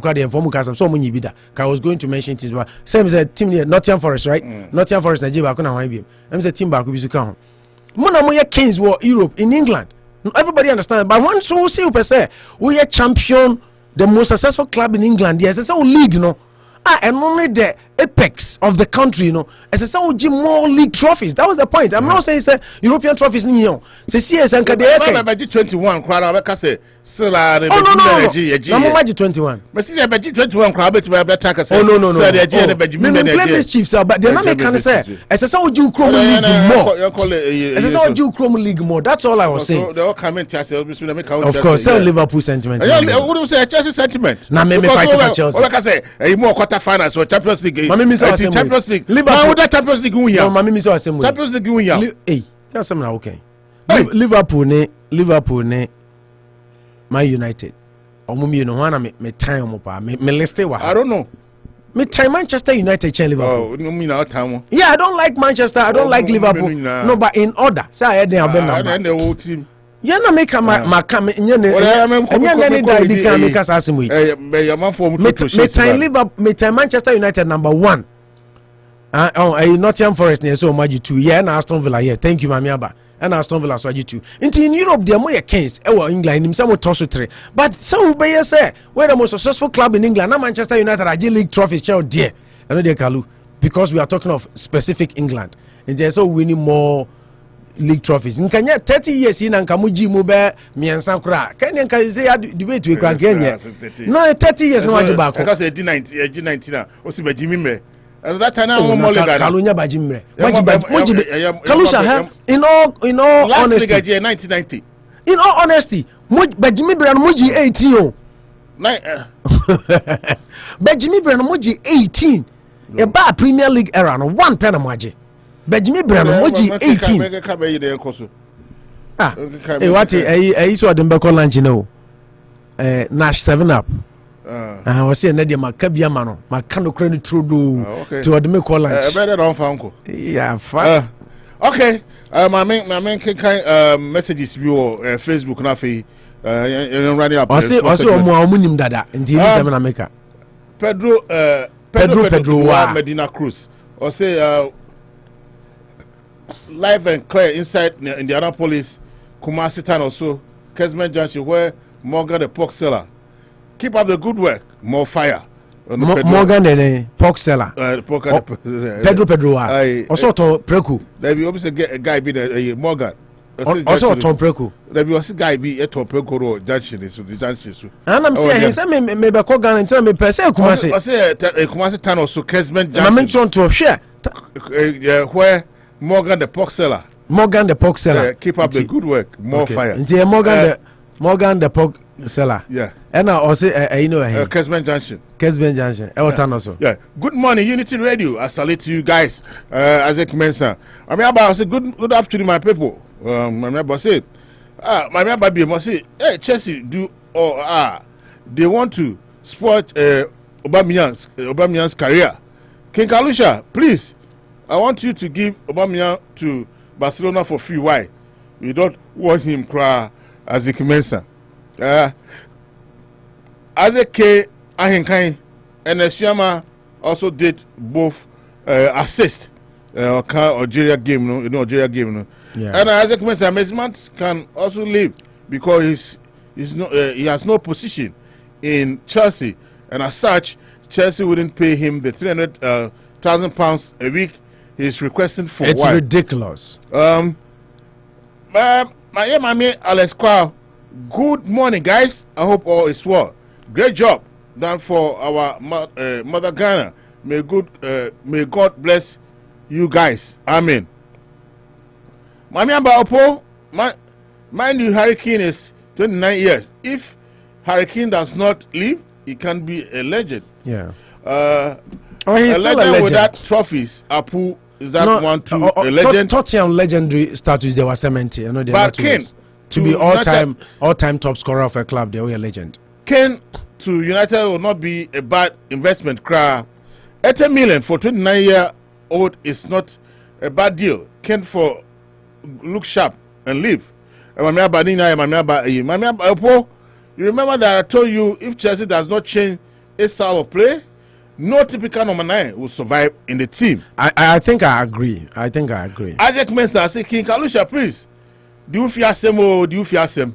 How did they be about to Banaba Park in the society? Say Chelsea as some Yeka. Opo, you are lying.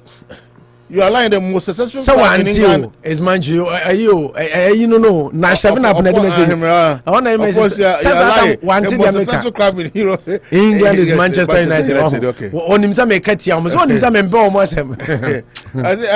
Several Kalu, I agree Opo, it can be called the most successful club in your country. In your country. Without dominating your league. It's simple. That's what you define. It's simple. That's what defines you. What that define you?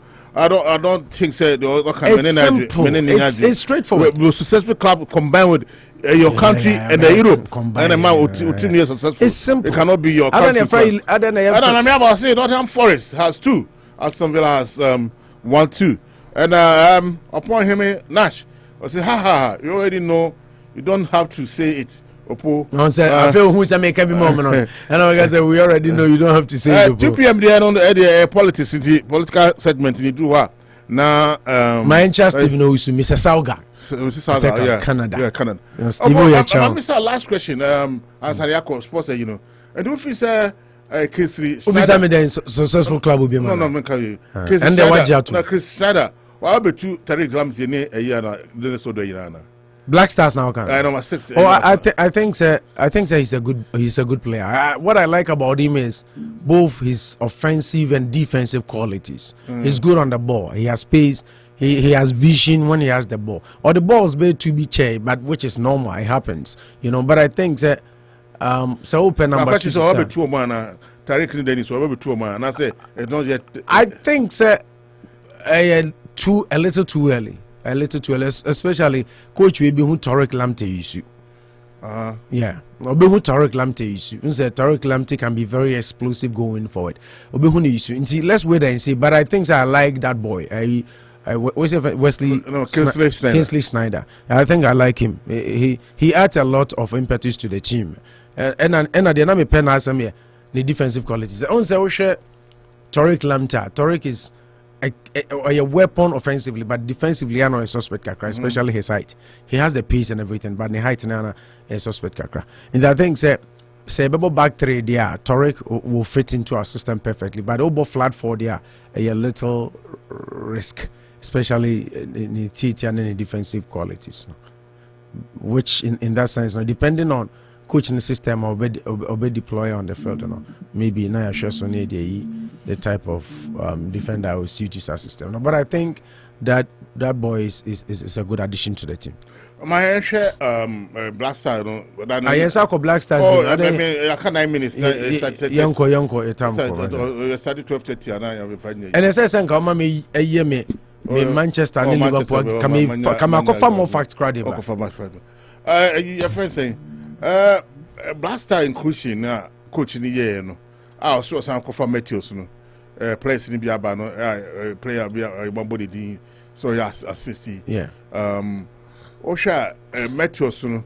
I'm for people also with the view say Dan Lad, and so Korea call up and Kenya bad.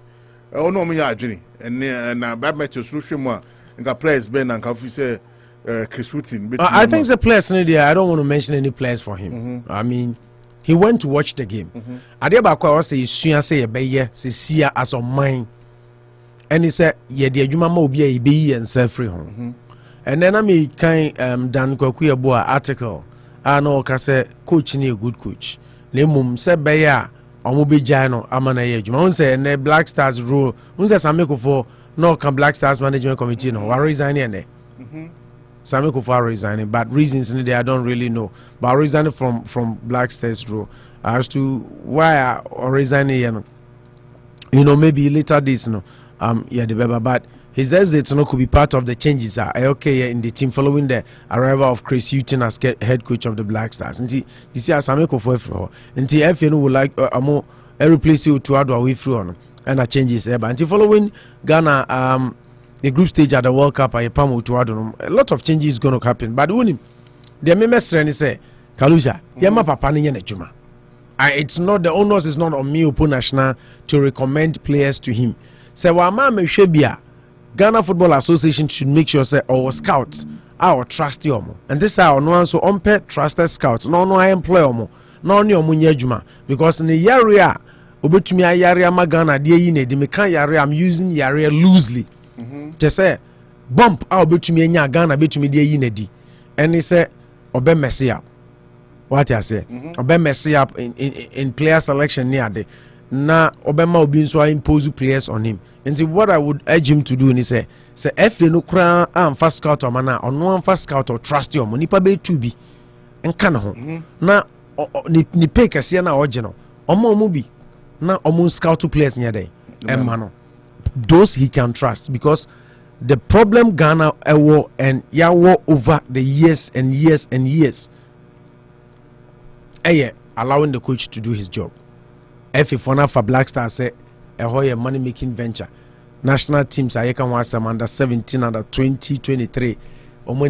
Because I had no World Cup back or Black Stars Management Committee member create me $100,000. Na Ghana bre ini pitch square Bosuo. Skaba ye di bebafi abe develop game no. Eba na omachedi.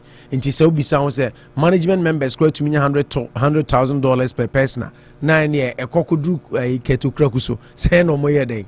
Omunyae. What you say? Inti I think say yenhwe how we manage our players niye, especially coach, how he selects them. What I say, and only the base. I don't want to recommend players, and I'm into America say Adiana Ghana. Yenye be ni Chris Hughton. When was the last time I say under 23 Bobo? You see, Avram Grant Akotana Utuado. He was always in Germany doing his Borussia Dortmund under 20 or junior team work. On your time, Mama share under 23, under 20 team. Any local league crown or academy selective player, but Chris Hughton is going to be in the country and he's going to be watching our leagues and select probably other local talent in the team and give them the opportunities. Me GF4 said you'll be a kind and Adam Kokuya Boekano. Yes, GF4 said for the first time. Omun Jai Papano, no Yene Juma. Ye power macho. Now, Ocean and rapport between George Boatia. I think so far so good. Because so far so good. I mean, in the 2 games that I've watched, the communication is better, the rapport is better. They put ideas together, they exchange ideas, they share ideas, even on substitutions, which is good. What I say, which is good, but you're careful. Say, I'm going to use George Boateng as a vessel, also because until now, any be sports pundits, any journalists be Ghana. No, musu say, "Sanka clear the backroom staff ni na." no no what in there no been raising abochi no only sabofun mentality ni bi Otuado hen e wo no me George Watson no Otuado hen e reason me tell me Otuado hen e reason yeah say George there no assistant coach it Otuado kratana broje kwa change George Watson say ye wo no Otuado so Germany o yeah Otuado Germany on say GF na mrofo kro mo didi omo GF no de omo ye powerful and sometimes ubedu a compromise o and ofu say adwuma na wanya no pay so na national team job no is hard to come by because you work less and you earn more. What I say omo adwuma no ya na enye day in day out say club side there be a uko training we say you only play one international time dura. What I say international time ndru ya obey scouting obey hwe bia home league ni ade ono kwa ono nkoko George Watson yeah na check Otuado George Watson is a local lad but okoga okwabuchintem yeah but na check Otuado nso he na me ka che so Otuado oko Netherlands yeah oko Netherlands say hono bobo so ba me point is say kalungo void omo be ya omo mfa ba bia wo hu any ba bia wo free bawo. You see, sometimes influence is everywhere. But I'm just hoping, say, for the love of the game, and they said the Ghana football be too pony and national team we find into my pefrano. Nka F for the be jai papa we know energy. If they do leave Chris Hughton, put him on the reels. No really no uncle, no nyene juma. Nka we will see better results. And then me, Anna. It's not only about what Dan Kwakuyaboa said. It's about what I know without Effie. You know, from past experience as a sports journalist back home, yeah, too kwan, yeah, no more too kwan, yeah, the nim, near omo ma coaches in your mojuma. And Obi a Black Stars Management Committee chairman, Krakalusha. Otuado ye woni Hamburg. Yeah, and I'm telling make a choice on the Germany. Ono ye woni German, ono the German born, German bred, German battered, and played in Germany as well. Ye woni Hamburg. Saint na Dortmund for see him as one of their own. Amon pesa ombemana call ye German. Inti Kalu, back to me point no. Me point in ani say, Mr. GF no. You are asking me about player selection, Meteor's players being. I think that the three notable players are Yehu Yeno, Omudini Aboboy. What I say is how could need that other guy next to him and the other. Until let's hope and pray say coach in the big jai, coach in no management. I feel says so much jino. No more management. Otie Dankokuya story Ghana with him say Chris Hughton is a good coach. It's unfortunate GFA don't like him. Because you know him say GFA for your day. Omumpeno time I ever call World Cup no, and the FIFA might have called it interference. Nanado Danko Akufo-Addo, the president of the republic, Eka Senke Emfa Jumanya Day, Emma Chris Hughton. But the FFO stood their grounds and said no, we want Otuado because they knew they were going to the World Cup, and World Cup your business center. Who scout about World Cup? Who scout about World Cup? The whole world scout about World Cup near the name easy. Until they realize say no. Yeah, the Chris Hughton we buy your business a person koye no kata na day enye adwuma so emfa Otuado somebody we can manipulate nko born in Hamburg, Germany. Nti let's hope and pray. Or see the coach is on top of his job, but it hurts that the GFA knows they can't pollute him, so they didn't give him a longer duration in his contract. Also the same thing I'm say a coach of his caliber. Onim Chris Hughton so follow now. Onim said he seen youth players here then. A year Juma. And again now you youth players, very young, talented players. We paraded the youngest players at the World Cup. So, I think ye jana man aye Juma na no command contract short to say because BB trigger kakrebi as you. Yeah man unko. So, it's one of the shortest GFA has given to any Black Stars coach in recent times. So all the others who came in and had a minimum of 2 years contract is only this coach that has been given 1 year 7 months contract. Obi Oba a GFD, your man contract and needs to acquire 2 years, but they gave him 1.5 years because they don't like him. But I'm hoping say the man no also say ebisha wanumu and out to be a ebony. So maybe the 1.5 year contract no. Obutumia I build something better for Ghana for that to earn him a longer duration. But I am praying, say, Ketu Kreku, NEFA no. The essence of running to be president of Ghana football is to make Ghana football better.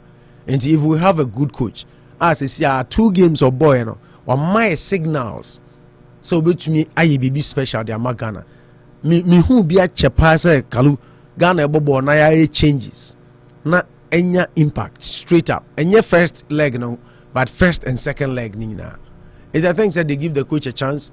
He's not a rocket scientist. I'll best sign him overnight. But I think that with the glimpses of the professionalism and tactics, any experience, if given him the chance to operate, okay. Well, that's it. I'm trying to create me by afi na the political segment. You know, atwa so na bibia to me. Ako nkan. You know, we know radio. Wasugusu a wotie Unity Radio na ekati for say Anopa Bosuo na wasugusu a wotie medin edikin Kalusha na ekati for say Premtos aba say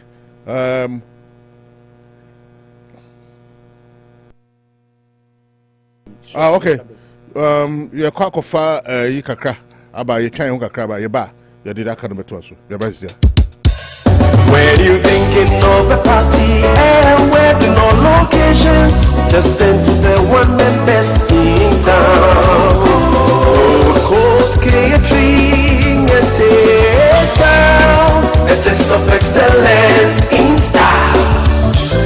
We've got African, Oriental and continental cuisines, so make a date with us and rush. Call to place your order now and let's save you reels down. Gold Coast, a taste of excellence.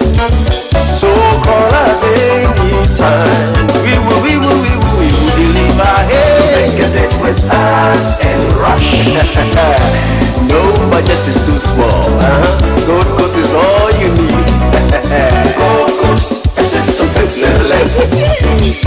Anywhere you there, I'm on it up. Asamas Trading, if you pay da, Asamas Trading, Adriane Bayada, Asamas Trading, Sauti Wusta Bontiso Hana Tonyema, name free Asamas Trading, and you are from Quine, Sawo Penyama Pa, a Ghana near Bimemu and near Maya, dear Diane, and Mediane yet Demefia Pono, Nanya Asamas Trading, I would tell me say, what from Quine, a Hanna and Yania would do and Nam, free Ghana near Bibima Maya would draw, Ebedu Wusta Hano, Yayane come on your ton for 4 Ediana Wopato, Eya Juni, Akrantie, Akukwa na se tekia ya wone kama, Kobi papebi, Eya Janam, Akukwanam, Eya fish, Nenchinam beef, Ananambia wope, Ayashishana dakamu kama no, Eya Asamas Trading, and Abinyano, and what you wope koko, Bayire, Anabibia, Edinwajiani wofia, Asamas Trading, and I do any betche. Nadia Kono de woman say, Woman Yamanaya for 4 Ubet me the EBT and our food stamps, Atoniama for 4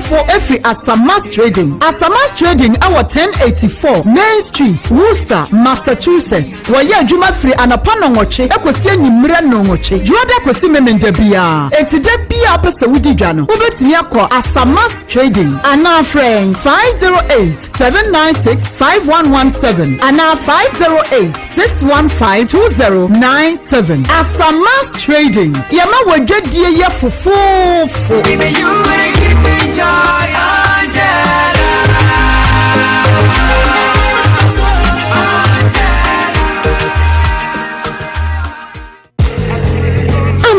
Sabuche for Wuba wedding live and colored. Ye Musa Kotoka Airport. Me how pass a Siani and Aduna Yabelandano. Any a hunyoma bebe. A busia fonso nedi can kokomasi. One never fine. A henny Mama, relax.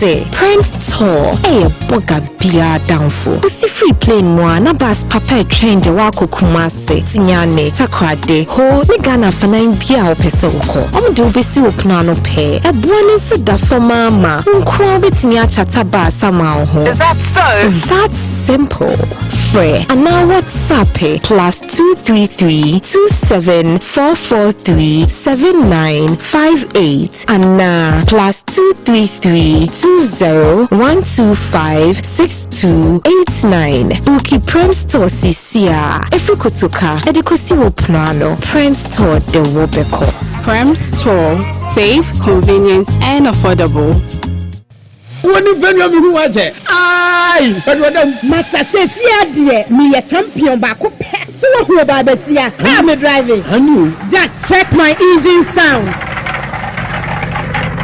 Unya Dan Auto Repairs. Me to okay won. They bia check engine that so. Chese enfunso wo car nim. Indifa ko Dan Auto Repairs na obey ni nyina adwama. Say your accident car. Ana say o car na moa. O pe obi obe street na ne kama. Na wo boss wo bete.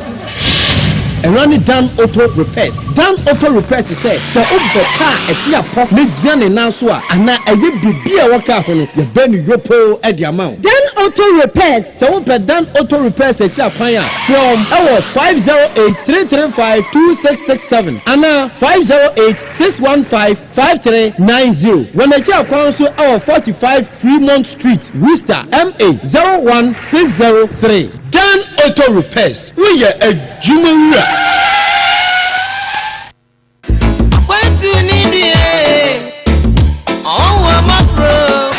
Ya tu kwayo na sufie bia ni unya bimpo na wadi menya ya ba ya saa ye didi nnuane ya bia na moaye nanso America ha de se wo pe ba bia benya fie nnuama no aduane no wadi ama ho atode a ene na ye ba bi ba ko pe Faith Marketplace ho ene ye tonga na nnuane kobi enwo bode banche kontomre entos enyadwa nako adwene amane ensisawa ene nnuama a wo betumi dia ye nkwan adi ama ho atowo ene tumi na biribiti se enwo prekese emre dawa enwa kwansusua hwentia ene yakakaduro mu nyina sɛ ye nya no Ghana no a me se wo benya bayire bode mankani more ani konkonte Faith Marketplace ɛhɔ ne ne ma no akodi dwada bia nyoma bia wo hia ɛyɛ fie nyoma abɛyɛ aduane de Faith Marketplace Worcester MA 01605 196 Lincoln Street Frawonom 774-535-5188 508-410-1794 abusia ene ya meda se papa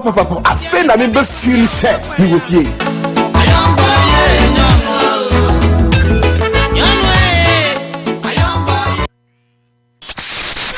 For all the latest news, sports, politics, entertainment, health, traffic, weather, and more, listen to Unity Morning with Opo National, the only morning show you need.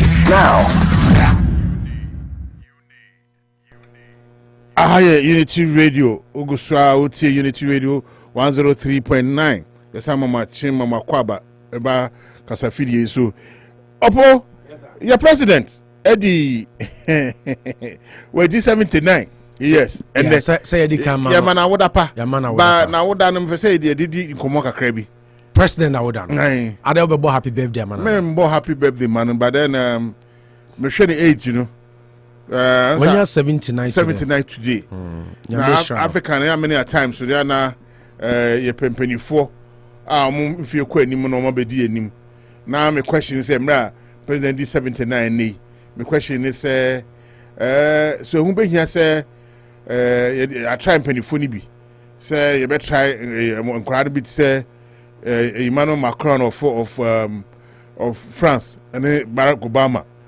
Any other young leaders are Europeans no start to say use so no and say Africa a bit young guys no won't be taking the mantle of being the president of a dear country Ghana na Opo.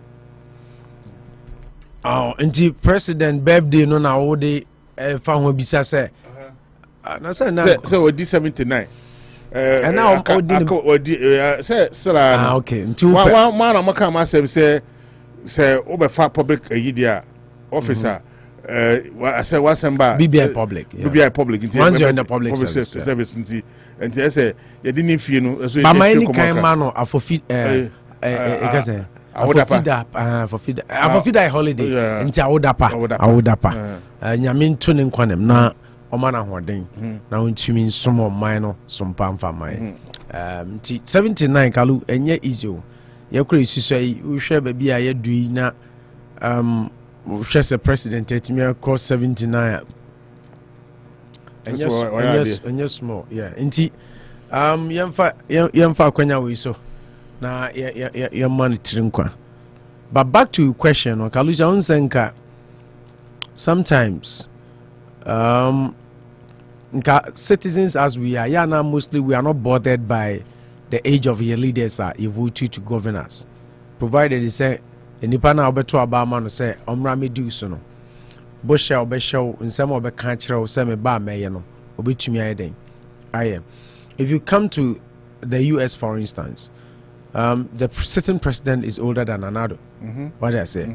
Barack, your friend say Joe Biden is older than, I think, Anado. Joe Biden is how many years? 80? 80 something. Yeah, 82. Check me here. So, but he's older than Anado. It's in Kaya Nanka. It shouldn't be much of a problem. Saying Africa, and I say Ghana for that matter, your leader is 79 years. Some kaya ebra na nado krepa kunya no kalusha o kaya asamba ko kan asamba ko na nado kan ni say me baby amedri me di musika ye den because manyini me di nchene me di mfie ni bebre ye den ekomanim nti I am not young and I'm akasa me ba be wia Ghana sika na me di achele because at my age e bi kra me dia enche bebre nyame beto nsa de ye den e di afreme because so naturally, even though they say Mabunu naturally, no. Older. 81 in November. Yeah, he's 80 years now. He's going to be 81 in November. So he's a year and some months. 9 months. In 9 months, they do. 8 months. No, from November to March, you're saying. So now they are March. Not Joe Biden November. Until 1 year and some months, 3 or 4 months. I don't know, 5 months or so. 4 months. So we are in the third month. Until November, so now December. Until 1 year, 4 months. Yeah. Until a year and some months older than another. Until Kenya too bad. Oh, say, sometimes young people and young people be this way. Until I make us say, yeah, now Brunisi, age is just what? A number. It depends on any kind of commitment to any promises, any kind of vision out kita. So what I say, any kind of resolve in tackling the problems of the country. And on Ayana, for me and to me, it matters most because Oshe Nanado any Amampeni Mahama because what of age above ninety years our comparison. What I say, Obibeka say Mahama was young, right? Yeah. Kalu, are you here with me? I'm here. Engage me. Mahama was young. Yeah, go ahead. Mahama was young. Mahama was young. What I say? Mahama was young. But then Obebisa who said Mahama be dia kunyano. Young versus old.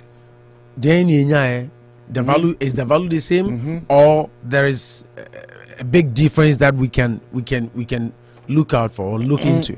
So at yes, and when you do comparative analysis now, it gives you an idea. Say it's not really the age that matters; it's the vision of the person as a leader. It's his objectives and the person's resolve and the commitment to fulfilling some of the promises, if not all, that the person put across. And then, most importantly, the willpower to let other institutions work and to fight corruption.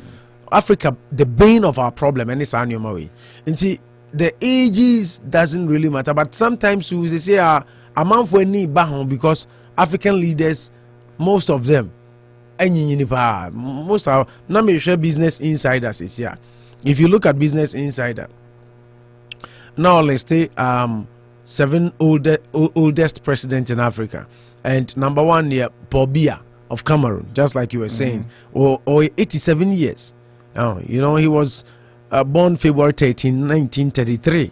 So he's 87 years. And he currently, Osha, only the oldest African leader on the continent. It is Osha said, yeah, but sometimes, as Africans as we are, whether young or old, on Jenny do bit to me, ama o man no on dwene de obetumi aye legacy obeja to ho ba no odwene ne family no what I say me enche na me ko na me so me bedi akonwa me so o say me pe bibi go na me pe bibi ma me ma o. So that is what most African leaders do. And omofa presidency ni say ye omofi ejapade nti odi wi na prepare ne ma, just like you were saying say MPC ni ade o te na ne ba ko school wi ya no yes we na ne ba ye mpo ho MPO, and then na ababa family seat. So what I say. And that is what the bane of Africans' problem is. In Tinkameme power personally there, and age shouldn't be a measurement as to what a leader can do. But someone also has said, "Yama penifona kwanyama omo abedi anim," but still nothing to show off. Now in this modern trend, young and upcoming, because of technological advancement, so maybe a young guy can be innovative in a way. Why can't we try the young and upcoming ones and say almost if they be able to do that stigmatization, say they want to go in for something for their family, those kind of stuff, but because say be innovative ideas they come to bear, and they be a bit more ball minus so many. But and that's why I was doing that comparative analysis with Mahama and then Nanado. Mahama committed a lot of suicidal mistakes during his tenure as president. You can talk of so many things that Ensesena Oye say yesi babunu ne betumi edi oman so na oye babunu nti obedwene mabunu ho ene oman ne dache ho dia. Then President Mahama shouldn't have committed some blunders and some atrocities and malfeasance under his tenure. A lot Google says here Google scandals under President Mahama. You get a lot. Go to Nanado. There are scandals under Nanado. In Dubon say the age is insignificant. What's my point? And I say nanka Mahama bedi so, and nanka Mahama boy juma pa se babunu and a young president, and limiting the mistakes because mistakes they are there as human beings, and not limiting the mistakes there. Then you could have built a solid point to say, well, Mahama was a young guy who was given the opportunity to lead the country, and this was his result. Nanado is old. Or someone saw me mimi wia musika, menyine wie na he na aka na mabe wia musika. This is his result. Now you compare, but you look at both of them, you get a lot of scandals under them. A lot of scandals. So it makes the age insignificant. You won't say whether old or young, obiaba. Same soup. What I say, but I think that in terms of leadership, leadership is not about age. Leadership is about. I can say, by God's grace, I got opportunity to do about 4-month leadership training course at Worcester State University. Me baby school, I selected brilliant students, and I was lucky to be one of them. And my school in my training, 4 months leadership training with certification and all that. What I'm saying is leadership, Kalu, communication, leadership, decision making, leadership, policy making and implementation of policies. So what I say, in Medical, say one, the person's resolve, very very important. When we talk about resolve, it is me say maybe the akonya me shegana for bo say that san insuo we ye baako pe a day. Maybe dear nsuo no nso yen me make sure say baako na ye no e be times no 10 na ye 10 a day. What I say, when I come out there will be challenges, but I'll make sure say as a leader I've given my word to the people. I have to try and make sure say my word is realized, then you can be called a man of your word. What I say, but don't say African politics, not like America has said, I say be can some de train never pay to me no. Unya 2 minutes we are the open ubi anya ohwe because Mahama beka cho say your short word memory. So in Africa no yemfa president bia nsem a okan ye emeja no ne tenure, but ye the party ye belong.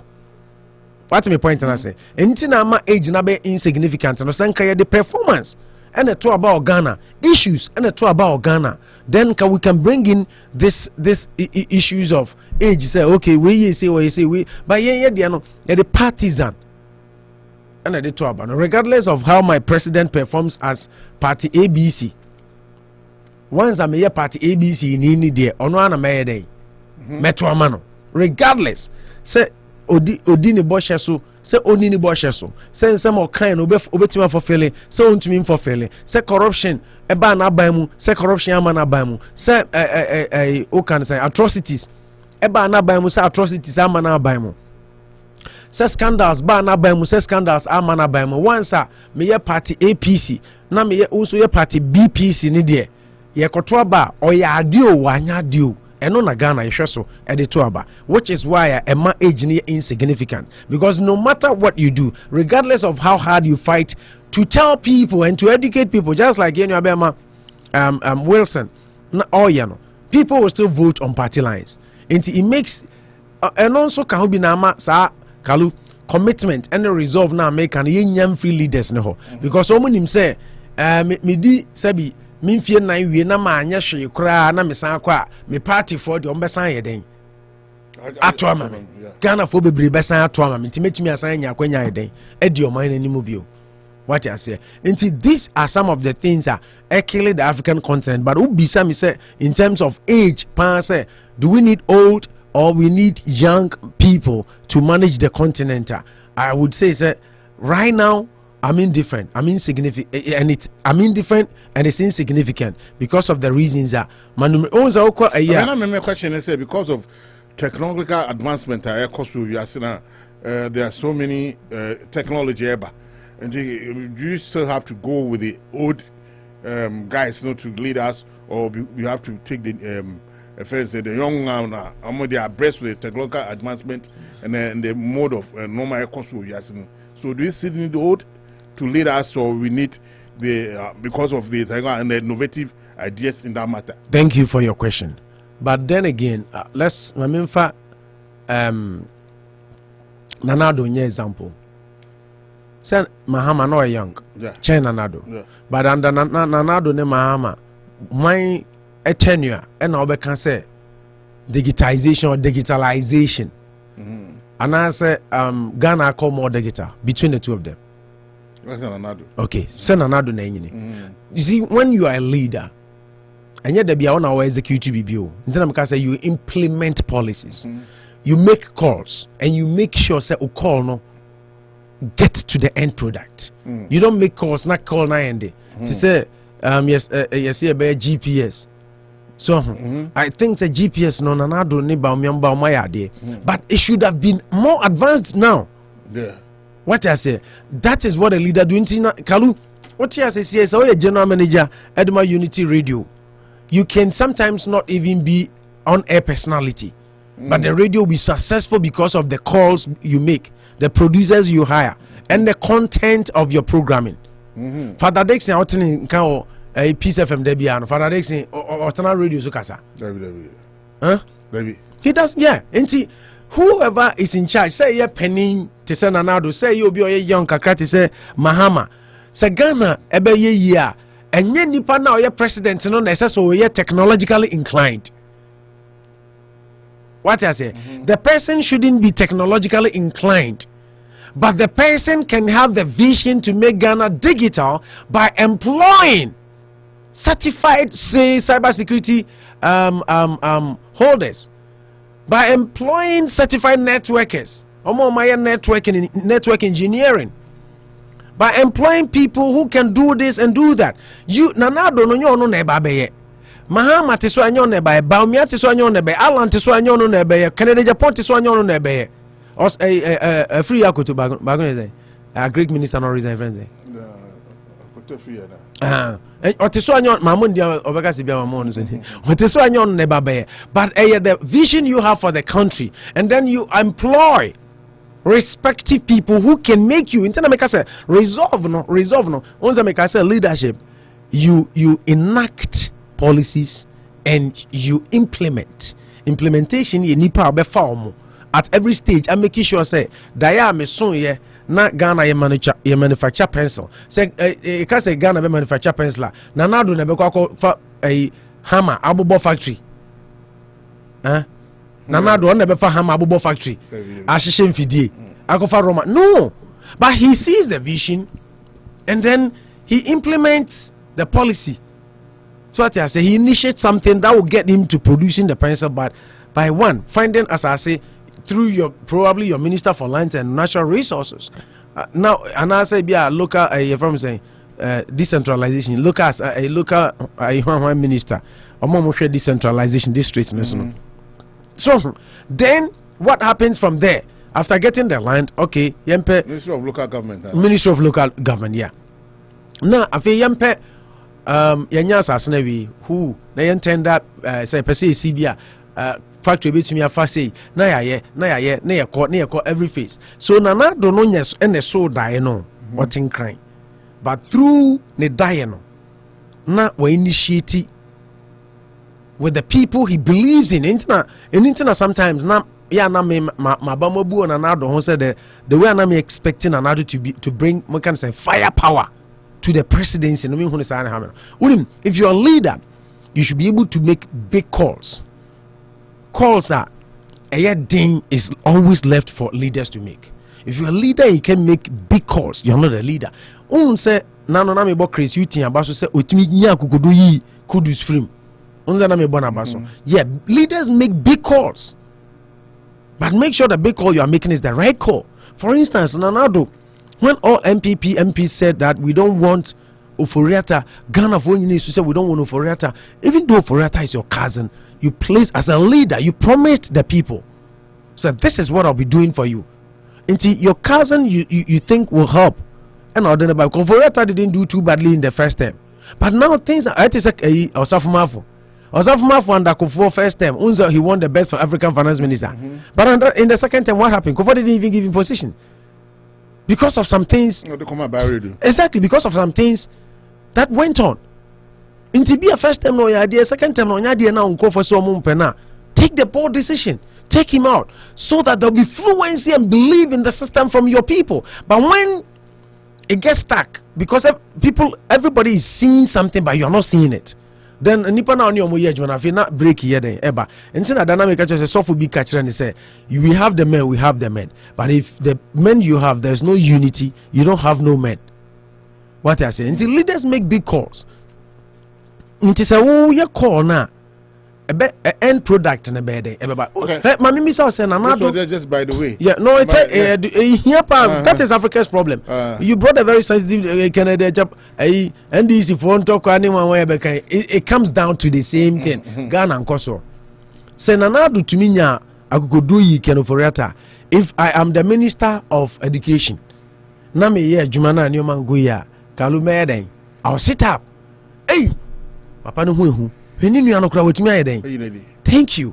Then it will bring some fear into others. But don't to me now could you be there? Everybody say they are seeing a different venom. So I think that the age to me is insignificant, but your resolve as a leader maybe more your brain doesn't function as much as when you are young, which is true scientifically, it's proven. But the men who are at the camphor binum so mo yem penny for no more to me a year or my binum so near adeno a chrese and you be no yet penina or dear mind so I won't to me and then I was back to not who can say African problem. On make I said number 2 Manuel Pinto de Costa, Sao Tome and a Principe or more president or yet 83 years. And the third, Alpha Conde of Guinea. Alpha Conde in Zwenyin. Alpha Conde is now 82 years too. So they are all older. All these leaders that I'm talking about are older than who? Joe Biden here. Alpha Conde, and so 82 years. And then Alassane Ouattara of Cote d'Ivoire. Yeah, honestly, 78 years. So I know the Becca Sananado, Sananado is 79. Yeah, but Alpha Conde, 78. And then Buhari by then, so Buhari didn't him Buhari was even 77. Nanado was older, and Nanado so ekaho in that order. And this African Inside Accra story number, and I think say I check Accra because Nanado Crown so time no pay again 76 years. Into 76 years, no 79. It means almost yes, I need 2 years ago. 3 years ago. 76 there about 3 years. Yeah, 76. No, I into woman Nanado 76 years. Yep. And when you're 79, you are right. 3 years ago, leaders now ages now. What the 333 bed? I make it count because Africa business inside Africa business inside about 3 years ago. And he tells you, but I am only praying. Say, my age and yet only the measuring cylinder for our leaders, but performance. A leader should be measured by the output, what he does, not by his age. If the person is young, no wasa. If the person is young and he's corrupt, he's corrupt. If the person is young, now we need the willpower and the resolve to make bold calls and decisions. it doesn't matter his age. Personally, I feel that the age is insignificant. Just that I also buy into the idea, say, the vibrancy of your brain begins to derail scientifically. It is proven. Because once Joe Biden,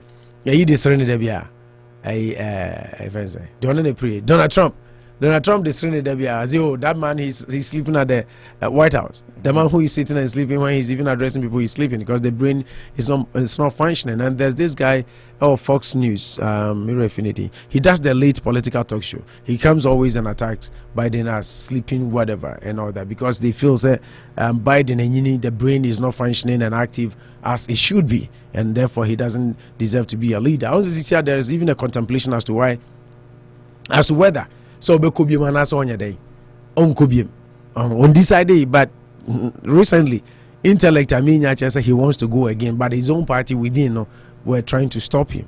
But in see and sisi adekeka kona here almost say we no mko before from bar not Donald Trump, but Donald Trump might recapture, so I hear Democrat side the baby. But what I'm saying is it's about your performance and the people you hire to help you execute your vision for the people. That matters, not the age. Okay, thank you so much. I say about but you for say more COVID flu vaccine. Another one is coming on Friday, 2 p.m. to 6 p.m. or 870 Main Street. Now you say and cry the abane say so I say your gift card of $75 dollars. But after this vaccination, Friday one, the next one I be babiano so you be more $25, and this so Friday one here $75. But after once gift card, gift card. But afterwards, almost I be but if you walk on it after the Friday, and you walk $25 gift card. Now you see, free government phones, tablet, and electrical bill assistant. Free groceries so on Sabeka. Anochi Chrome so be free lunch that same day na snap application assistant so the call na the way and say wait me register and so online asana waka could do na bibia to me ako nkan the Friday 31st March or 70 Main Street Worcester call na cover vicinity bibia to me call but my friend number 508-926-8875 and then ask and no man Mr. Samuel Mr. Bosuo no man no bibia ako nkan tiko na onwo flu no covid kona ko na bibia ntumi enko nkan man can say enko for omadi 16 months any 18-year-old nya no ometumi awo flu ni bi ana ometumi awo bi na bibia tumi ako nkan opo yanti sim say story no akoye bagbe any NDC4 any your friend is saying Kufado akoto to po memfa Kufado name sa fuel price na ebeko from April 1st no na Kufado so for the first time in so many years or the presidential jet no aba US abrochi memo so New Jersey over 13-hour drive what na okuja to black say he said Kufado 8 years say first now 30,000 pounds flight private jet offer e dey be 2 kwan no na e bo omanika ye kasa bebrebe no afi de omanika kasa bebe no afi odigana de na omotoye na e dey say 2 kwan no na afi fuel prices so so bete from April 1st petrol and gas no 2% so bete and liquefied petroleum gas no so 9% and so bete na diesel and so 5% and so bete obo emphasize you me numbum na fe wi a na mo voices bi asemebo na fe ye de komana de aka no atoto so dupo consume about 10 minutes on this issue na fe de aka no President's trip to US 13-hour using the presidential jet and fuel prices and so fuel prices and to me na fe ni na ko iska same time be say di bomu Okay. let me start off with the fuel prices now because form no. I think say a good thing. Now since I also share IES, I think say we've automated our system to the point that when the thing goes up, it goes up. When it comes down, it comes down. Okay. We have to automate our system. Problem back what now you want to say Ghana no now your petrol no say kosra the subsidy near na no mo yenti. Nti say kosra No say kosusa. No na koso but the bafuma na yenti so. And because the government was always subsidizing nti bafuma na yenti so. Na OSHA said yes amu come say by April 1st 2023 no liquefied petroleum gas LPG is expected to witness its biggest decline in recent times. Until the decline is big. According to the Institute for Energy Security, LPG will go down by 9%, whilst petrol and diesel will witness between 2 to 5% drop. The institute is attributing the drop to the stability of the cedi, to the dollar, and to easing of prices of finished products on the world market. Fuel consumers must expect another round of fuel price drop in the coming days. The imminent price drop is a reflection of happenings on the world fuel market over the past 2 weeks, which shows decline in prices of gasoline, petrol, liquefied petroleum gas, and some other finished products. Nana Amosi, the 7th executive director of the Institute for Energy Security, told Joy Business. So, I say in the last 14 days, the price of gasoline, petrol on the world market posted a drop of $21 per metric ton. In those America says there are two autopilot. What I say? And he said the autopilot world market price no conform. Na Ghana so petrol na conform. The aboy more says here and say did not stabilize kakra. As opposed to first na I say Kalusha o should go shooting range o shoot to Kim na yeden na kosro. And I think that it's a good thing. See, what I am expecting the president to do, Nanado, I mean, petrol costo, ecosron, nebres, only say abonachi.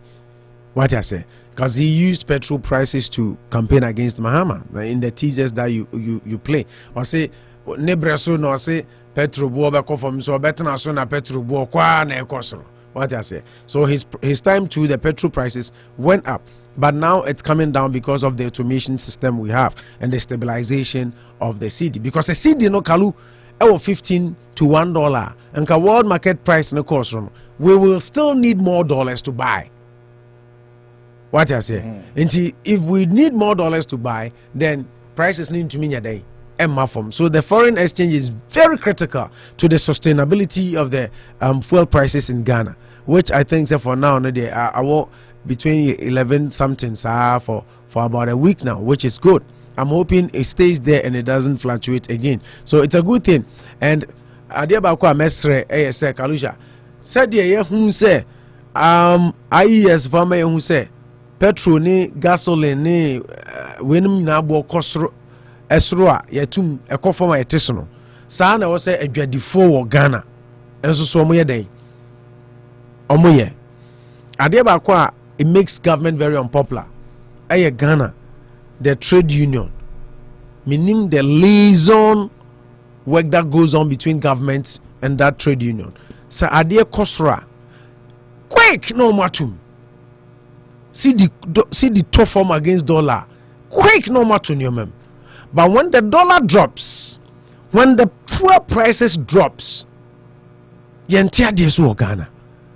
I've thought about this thing for a long time. Some time ago, well, Professor Yahanki, or say currency board, and now among us who can say regulatory body, share first the prices increment or decrement, and prices increase or decrease.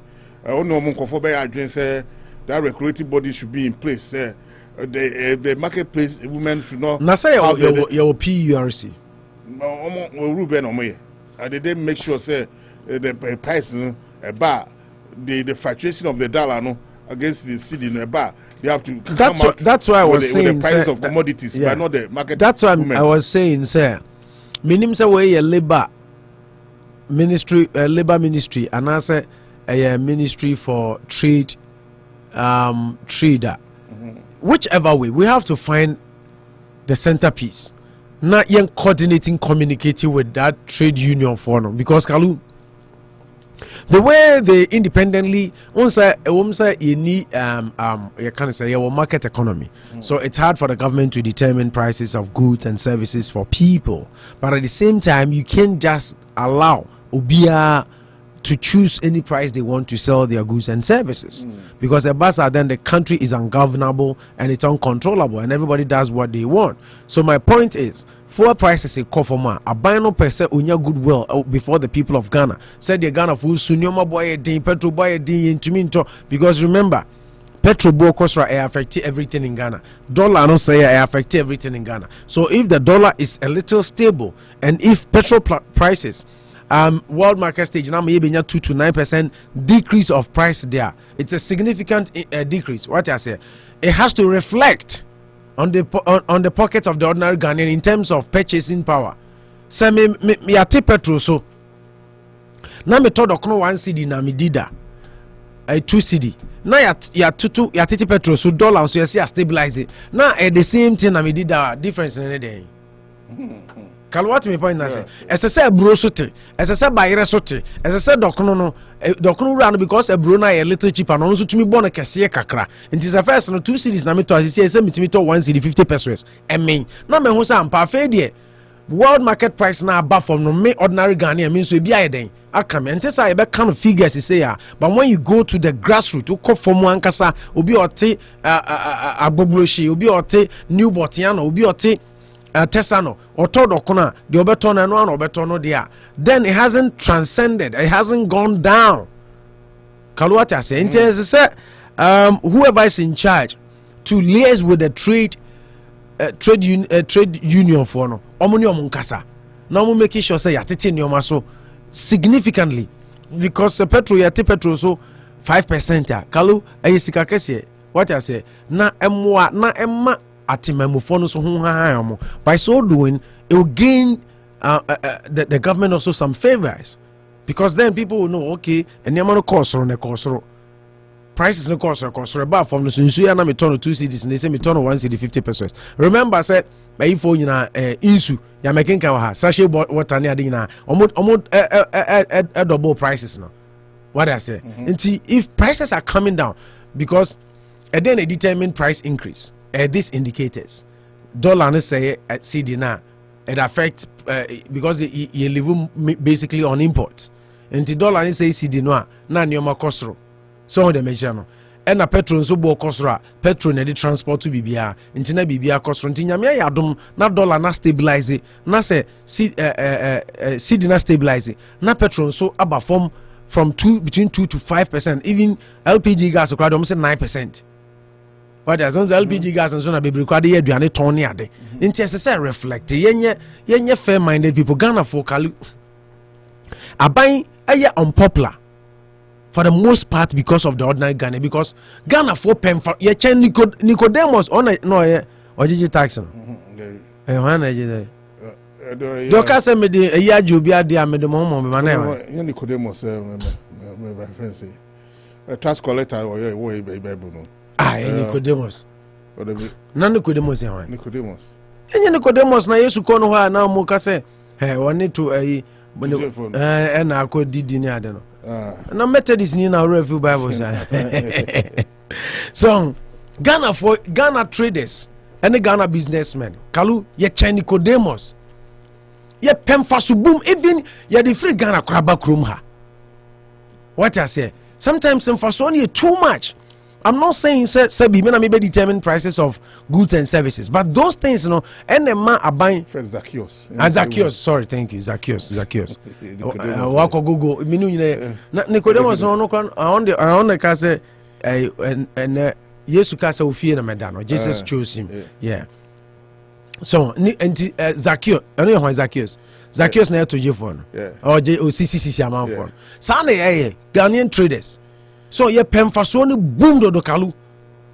We don't think of yes fair kakra to our countrymen. and on I may pass a buy no step in. Yes, I could control the soldier buy so, but at least any trade union of one and Casa, na yen twin regulatory prices kakra will mine him. Dan said, Bibia no be a pejani dear boom, Bibia no be a pejani dear boom, Bibia no be a pejani dear boom. So, young Ginny young kakra needs some pen for boom no. Now you see, coco, and a yard, dear ma. And Mrs. Adi and I won, and this Adi and a pen and a Kaluna Mekan. Get your back room her. The back room her. So, you know, Oko Kaluja, Oko Sam's Club in New Hampshire, about 45 minutes, and more 33, 79. But Opa price is 50. Just one pair of person in your price in your frame. It is just too much. Sadly, oh, Ghana for your pen for boom, too much. And I think that's one thing the government of Ghana should work on it and make sure, say, prices now you tutum boom. Make I say time and your ebo koso kalusa asemu yada meka wa ha. And I want to tune your mum obi koton your ma hold on your man say on tom because you see be to your mum. And I want to tune the storm. And then of course you have to tune your man no ton. Sir? Yeah. You titi near ma so. Atiswa was it dollar rate and medical toy and never high into so. You see? Who said say business are full of profit in Kwan? What a cancer. Business are profit and what? Loss. A tom be a da, tom be so. Now so much ruby. Just like Obi and Oto 2 cities and now Oto 3 cities, but he lives on the same salary, no. So, but yeah, a person that be a nyamfaso, and then faso boom. Ghanaian businessmen, any traders, no, they are more than Zacchaeus. Chimfaso are not buying is so unpopular, and that is why I'm saying, say, with this fuel price decrease, no, the government should be able to liaise with the trade union, whoever is in charge. Now, I'm making sure, say, prices come down so that it will reflect. And then back to the president's trip to the US. Nana do dan kwaku fado afa Ghana flight, no. I fly saying 13 hours to the United States. Unse ariya kwa me yape okuje to abla kwa asem he's been one of the MPs. He brings in any ways or a ranking member or a friend is saying foreign affairs or access to a lot of classified information. That's why he was able to know say president about US.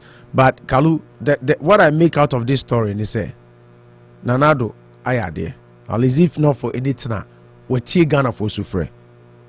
What did I mention? I say because the president was flying as almost in Asia saying pounds 15,000 pounds sterling, which is $18,000 an hour.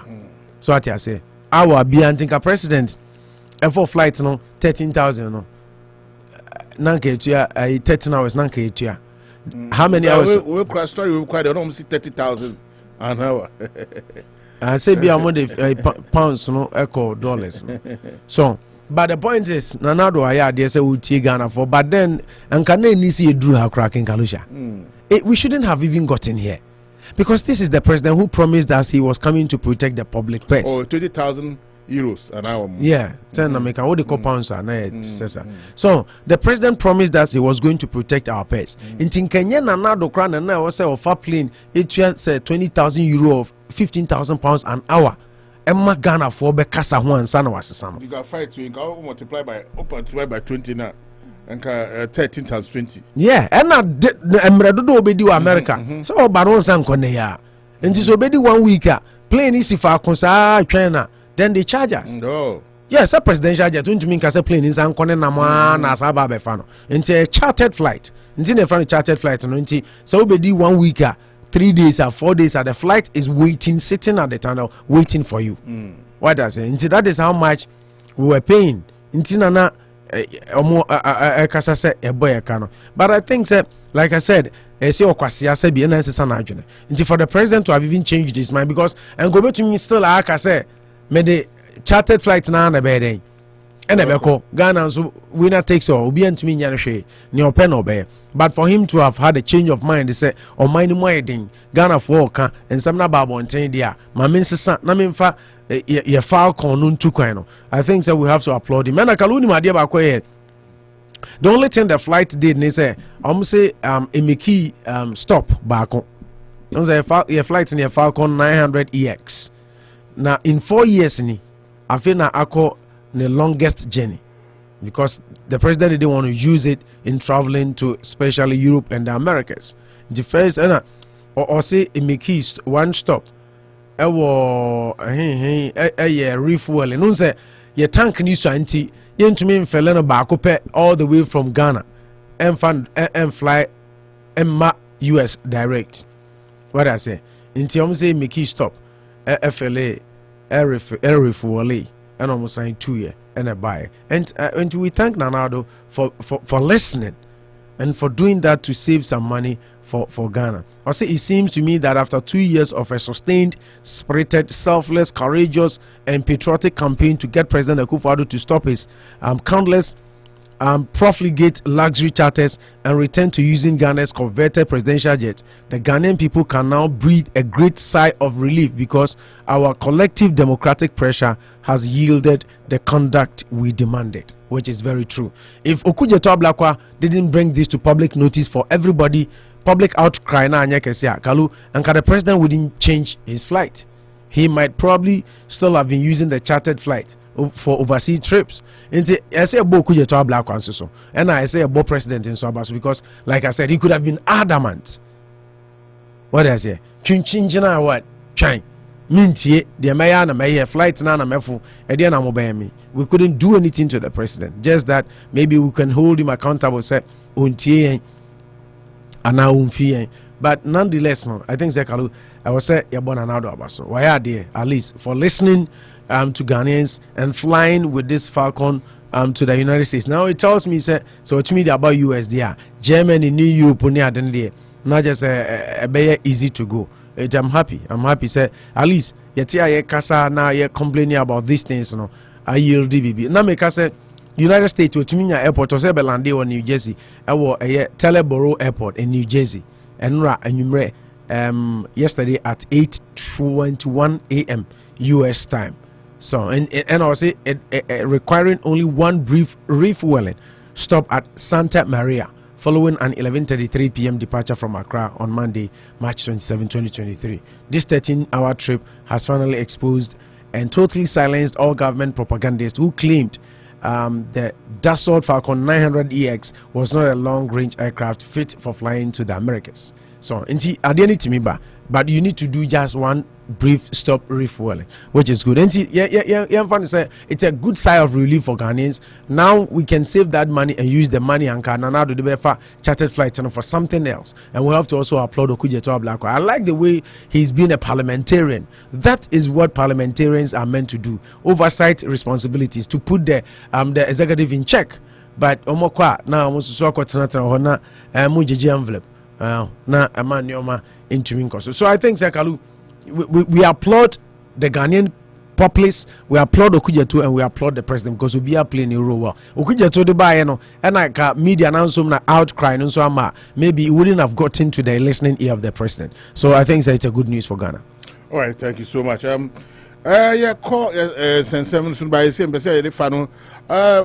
Speaker of Parliament Akasa about Kamala Harris about Ghana no or LGBTQ plus no wakasa audio bi amebo na watie bi na fe ono aso sanka say take care of yourself or papa who a very funny story but it make a lot of sense. It make a lot of sense. Remember video audio no na akomia so explaining how a guy no esi we ntisa enmesam biensa we na yede boy guy Melka was Philip Bosuo Atabaswa MP sorry MP honorable MP member of parliament for Kumawu ona wakabebi no etime bossa audio miensan afi bowi na afi yede nkomotwetwe no aba last no yede be wie no ye NDC for na Alhaji Nusafuseni ne bo of food in dey. Let me touch base on that one quickly in Info. about MPs ne dia. MPs dia no MP dia no I was Mustafa Bandi ono so deputy general secretary ono so de nanu aba betum say ma o mi so ma omkodi bribe omo you know so ba me mbo na audio no kakra na me sambo Fuseni Idrisu die no na na ka pese okay me yen no be no say kan wasam ranti ka say obebo afan na yen briefly through on okay no time ne ko all right it's I started from Mustafa Bandi die no deputy you know some okan na fi Alhaji Nusa Fuseni so die no omo wi a na fi ebe betwe komo ti men you ofide ni be sia the action what will you profit if you betray a man have everything on earth and you have no God Niamdi be chato only part that me and Chia Mukanya no be Chia Wapuka. Ubo mudia. Let's say they will not eat that money and go scot free. They will pay hospital bills. You can't betray the will of the people. Oh, if the investigation did not catch them up, you are not Chia Wamuka. They won't see peace with it. You don't betray people like that. We have where consensus work. We also have where defiance must work, but not in this case, not in this matter. I see. Now, you know what other cases? MPs, you know, they have commercialized their services. What an insult to the credibility of our party. Because of 10 individuals have decided not to uphold value chain system. I mean, we saw in community. So NDC echita for Ghana for Nubia. No more say Musube Momeni Daso. One more Musu say yes, a buying a son.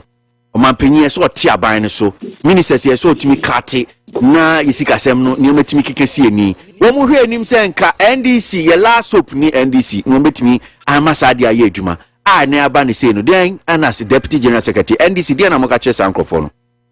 Oh, sir, 20 people or 10 people who are very corrupt does not determine the outcome. Because this year, no much less yentimi fa yenin tomoso.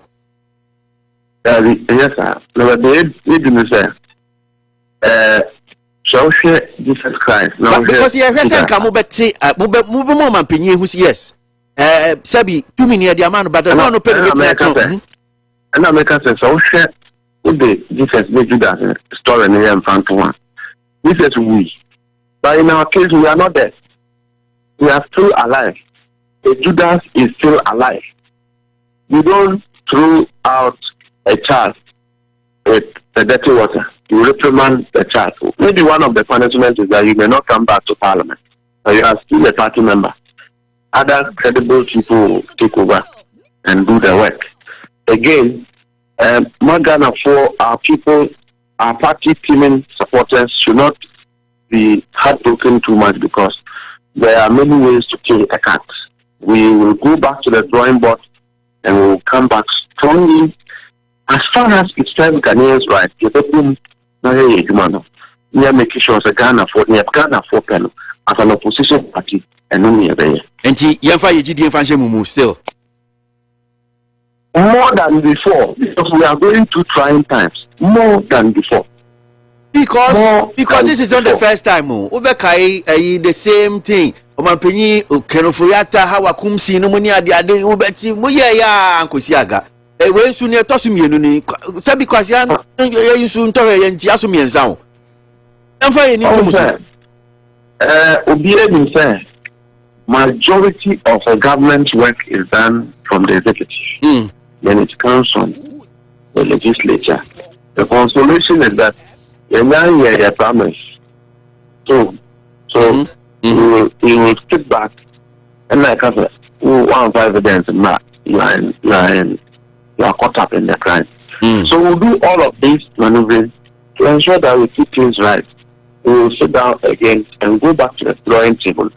We are waiting for these members of parliament who did that to get us. Okay, Mustafa Bandi once and common education. Young girl, briefly, young call Alhaji Fuseni Susu, or no Sudin Sembi, to Jana Fee, membership and Metro Command. So, Alhaji Fuseni, this country, by encouraging Nana Adonanka Akufo-Addo to reduce the size of his government. But if Nana Akufo-Addo is failing to do that, we as a party have a duty to force his hand to do that. And consequently, we are directing members of our party in parliament not to approve of those ministers. Why do you think they didn't listen to the directives? Well, again, why do you think that some... Yes, yeah, why did some of them not listen to the directive? Well, that is what we have to investigate.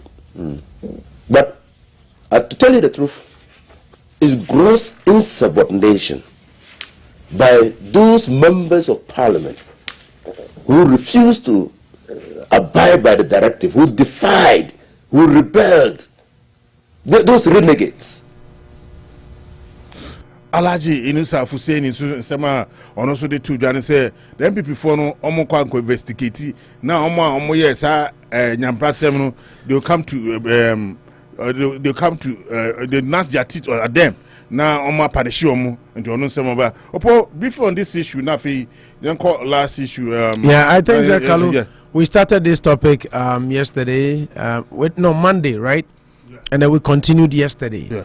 Monday, I think because of Ghana born into only my Wilson and to me and count Bruno ne Paul Disuso Baha, they continued on the same topic, but I one more day now I say we do my way and now we so that but I think you gave me a couple of minutes American Kasai, but me feels building on what Deputy General Secretary is a Bandi. Yeah, Mustafa Bandi. Mustafa Bandi kind.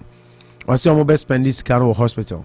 Many say if it's been proven, say any MPB allegations, which is but what they are saying is that they have to bring evidence. I say and dynamic say allegations. Yeah. And I want say see be picture of their votes near day. Let's open and see what happens. But say omo spend this car omo a hospital, someone spend this car omo a hospital, or so omo be yare ama ska omo de akosho omo yare a hospital. Me I wouldn't sit on radio and curse anybody because sebi me nipa from so me me home. But I feel say NDC as a party omo let Ghana down big time pa, and I'm happy with the journalist now no interview Kwesi Abuajina. Okay, no wonder. Because this is not the first time. Why did NDC change their leadership in parliament? It was because of such things. Because how Akumsin Kojo Pon Krumamoni Ade Kenoforiatamo, NDC felt these people shouldn't have passed through the vetting committee. And they passed through. Anything as Johnson said, don't get your audios near there. Okay, say the leadership of parliament is weak. Tisono Benya chairman. Ombese leadership, but no nya chairman, ombese leadership. What you say? It's weaker. They're weak. Now, I couldn't say more than anya of public notice. Anna, oh, the ama semna ye in Sekalusha. This is a government that yenina nya NDC for nkwa na ehu. Kalu, yenina ehu se na nadu dan kwa Akufo-Addo aban ne sondodo. The German ambassador even said, how many ministers a whole country Germany used to? So downsize your government. If you want us to help you, downsize your government. Share, yes, asking Asriwa or share no so no the union day. Nibuo, cut your material according to your size. Yes, cut your coat now material news and do show material na say so na say short now the pam now the day now the pam Ghana for nyina nim say aban ne so na NDC for mo complaining fifi kwete general secretary mo complaining and I'm not saying say they didn't have the right to complain no. The complaint was in the right direction because the government is too big and it's still big. Na mwanya kwanya se mosimu pa ban mu ababiom Ghana fo benya gidi o mumu se mahama mfom so a oyiye na fe de mo ba be correcting nyoma na yenjimundi se the NDC coming is not the old NDC but a new NDC coming, revolutionized NDC. Revolutionized ninja say etuo but say revolution says I just say revitalize also san aggressively. So Now Fikra they are worse. Under KSL at forcing. So Kalusha, there are a couple of things. For saying Adams say mobile investigating who MPs or yes, that is their internal job they have to do. Me open national sitting here, I don't care about that. I don't want to know which MPs are or to about TIA and or to about my they're not gonna for and say NDC best stop Nanado from not listening to Ghanaians and bloating government size. But rather they sat back and say, Nanado, I buy no credit to Ajibika home. On the first Nanado appointing ministers, you go do 100. So your cousin now buys to crowd the Biaka Homana 101, 100 and say, yes, and NDC for his way. And the Kosibu Ajikaino na make catch NDC for say Kalusha. If NDC cannot even trust their own MPs, 31 of them trust their own MPs, how can we entrust Ghana under their care? Maybe so. How can we put Ghana under their care? It is a very dangerous precedence. NDC asate. About where I am to 2024, because of the economic woes and mismanagement to some point, and another deal minor firm no. Nan can NDC was chance. But idea where no. Kalusha, I'm telling you, almost squander everything they had. What was supposed to be beef, and almost squander. No, this is important. Important, but almost squander everything they have. I personally feel say NDC for Sandra Mekau has almost ready. They are not ready for power. Simple. They are not ready, because if you are ready, you show by action. And the leadership leadership is principles. So say I buy this one. You the 2 years on some say stop the person. He's not listening. Now you are in opposition. We've given you the power to stop him from still increasing his government. Now what's I'm on 2 minutes? GBK one. Now it's a 2 minute more. How do I believe you? How do I trust you? Okay. Yeah. So I feel say. Speaker of Parliament, or say American Vice President Kamala Harris. Stories need time. I think that time you can put stories. This story is very, very important. Like I'm saying, you bet me their question. No one they say it's already 40. Yeah, this one. I'm for Bazi. This topic is very, very important. Take care of yourself. No, because we know audio bear 8. This LGBT. No, but I'm for Bazi. I understand you, but me per se na yanka wansem na fi me lines no ma abambabe the nsebia tudwa Parliament say Kamala Harris na visitor by no yanko na nkokotie na ma opo America criminal on fa discuss na wi na fi yabeto medals to celebrate over a gay or lesbian marriage.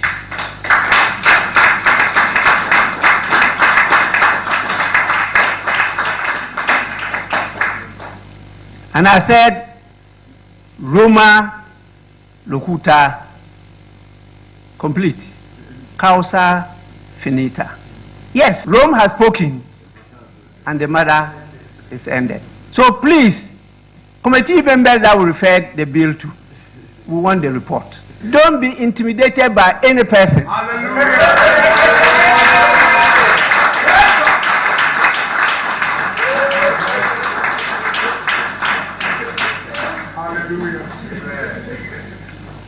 I made this statement when I was a member of the European Parliament, European ACP Parliament in Brussels.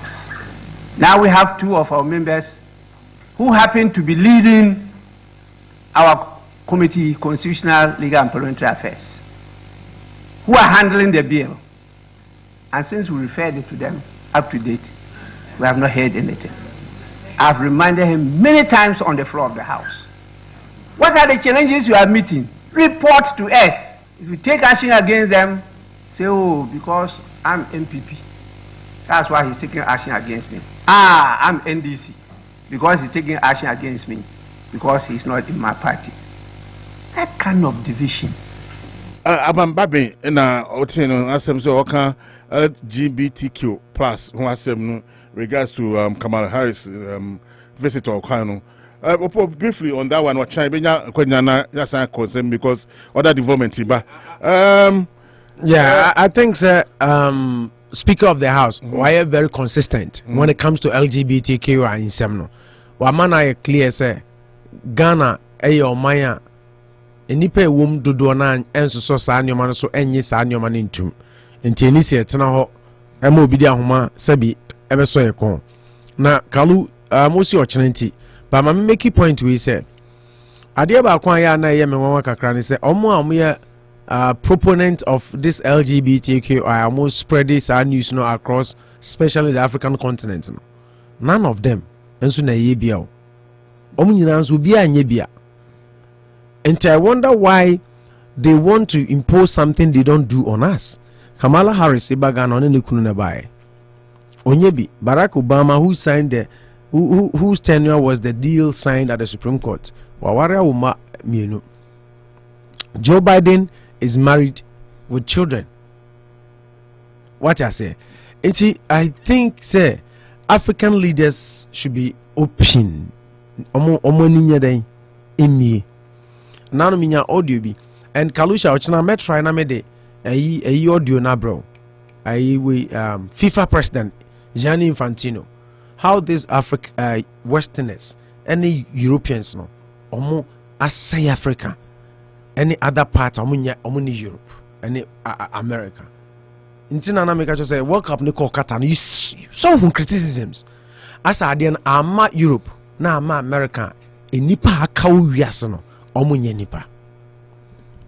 And America any other Europeans are omu edi sa gayism no. Polygamy sa America for say enye wa ha. Inti se Kamala Harris ba be kire say a human right issue me na say me decide say me ware oba me ware bema inti me ho kwan a aden no oba ni ho kwan say obeka so ono so be ware miensa aden na bema ni ho kwan ka say ono so be ware nine.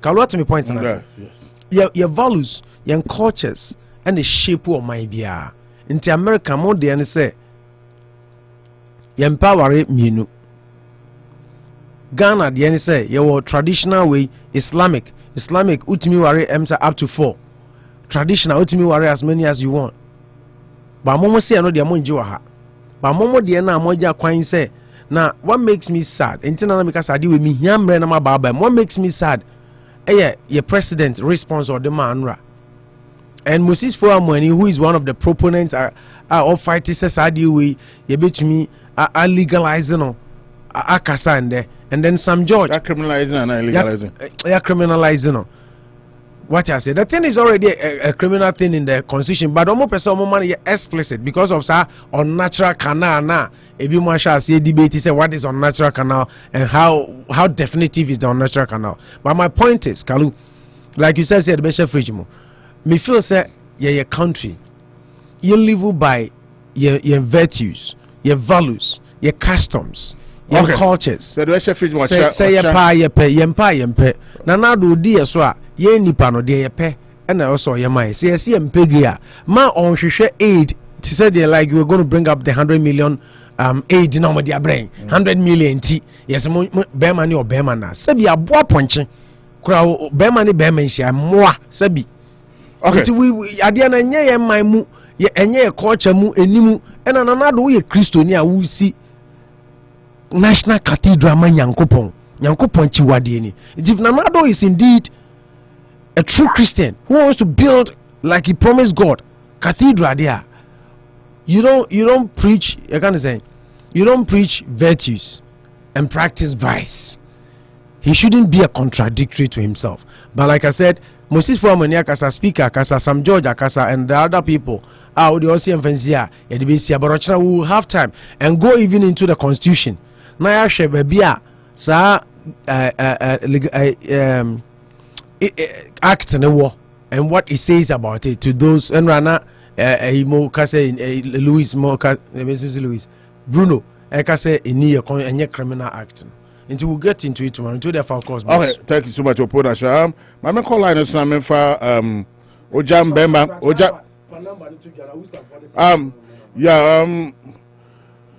Number no Ghana plus 1-508 304 9394 plus 508 304 9394 and I will start 508 3049394 Mama call ahoma so amemfa ojambe ma na bedi kan ofua na Ibrahim Atwas ofua Buodi patriotic voice na ofua mumuni Chokosi omuna omudidi so nti ojambe ma woti menka amanenko ya kikalu mami no se na mentia Miami ni Opo National any abegafo nyina Mr. Kujo kontonchi chairman anochitre Mr. Danso da auto so mentia ne pa ne momodjuma ne no maso mo na mi asidi na yenya no ayekase na akra yura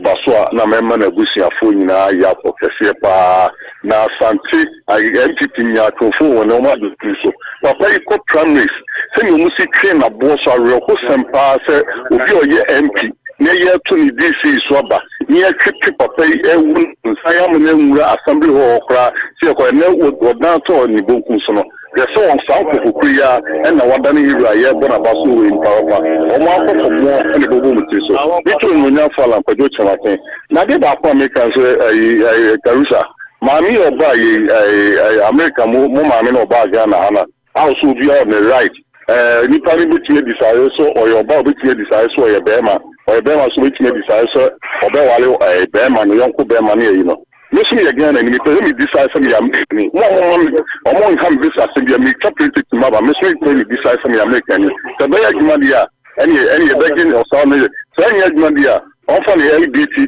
Museum Fire Ghana, or me, I'm for sending a metro. You resume that see Ujam Bemana, Otin and Kase, or then I know the same Abano.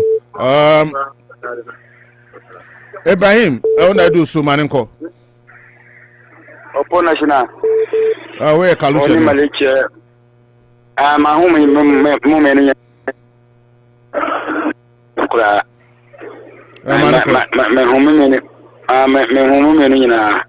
na member mabasona menkanchira mo se adwuma amodi asimoni so se moye na nyame hira mo na nyamma menkunende yeso ye oha mo enigide mo ye no na yammo mpa yese Ghana beye nura medeto ani mesi saage ho asabna nanado ne nkwamfo ayese omo peso mbakane kureche Ghana fo no ani de megide se speaker de okana na aya dia me support 100%.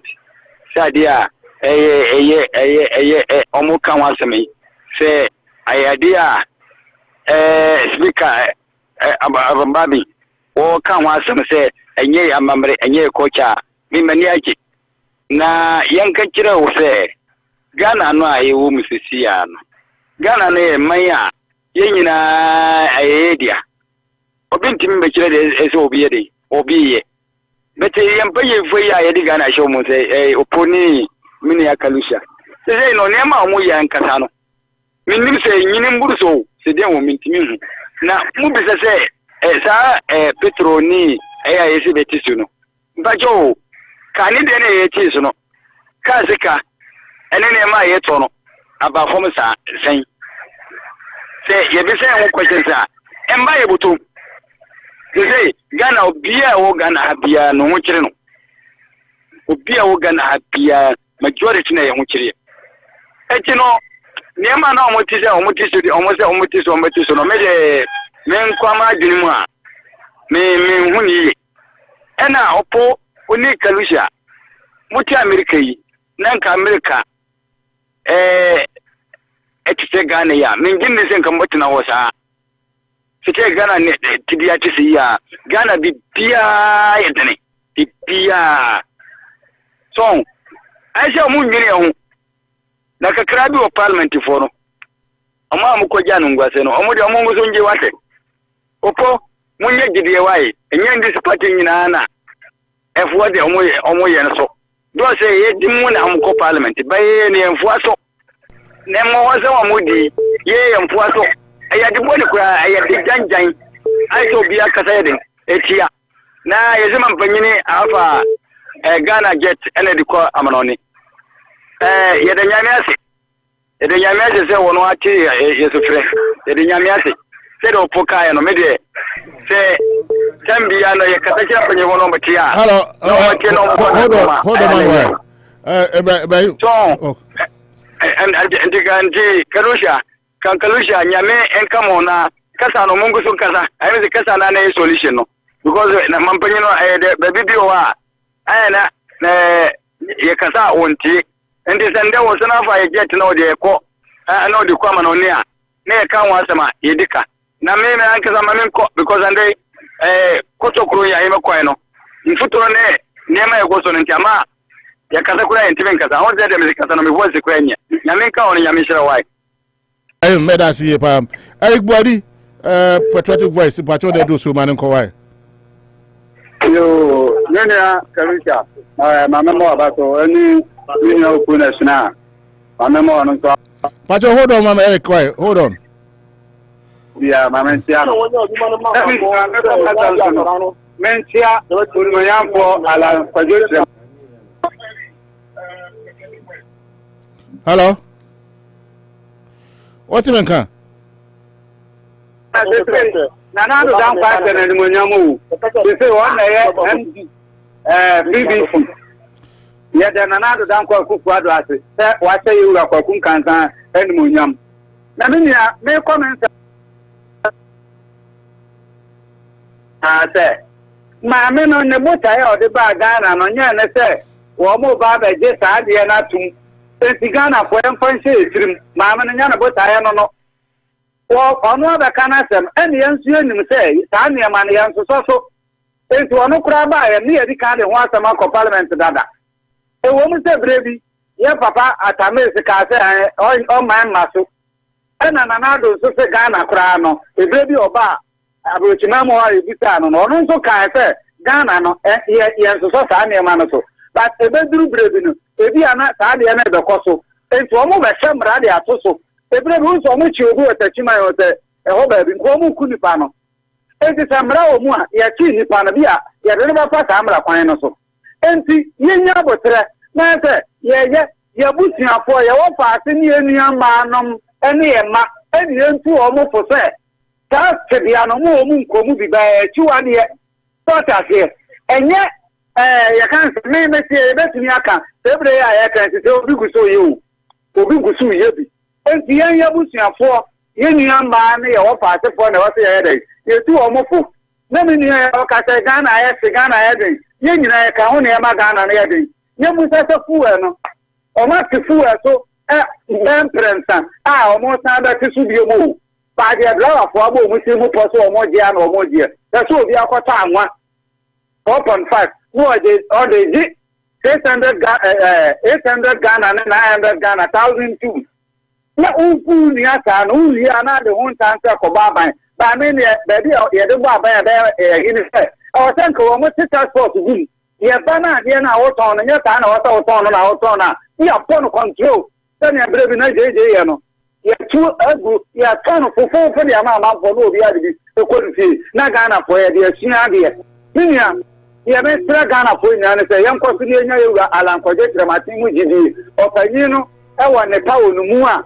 yere Ghana channel sa obetimi de break de wa boa na ntidi juma so aba o man Ghana mu pam fancy ana ubi mu mra bi meda yo meda CP Eric Body patriotic voice bechim ono de nsem ebebetu dwa no pacho wa edu so no mumuni chokosi mumuni manenko why mumuni manenko mumuni hold on mama hold on mumuni hold on mama hold on Ishirao no mfani shira no ankata oso ya min chebe bia minya opo ewo bia wo me hu kani ene ne ba Nyankopon de na domno no otuvo Nyankopon bo soro ni atase bo mu no manyina no won shira mini opo ni na bushia no ma me ene ne yere ne na bushia nyinara momoni hold on mama momoni hold on mama hold on me ba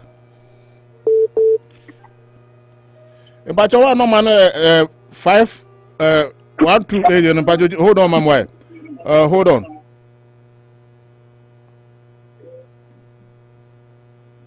hello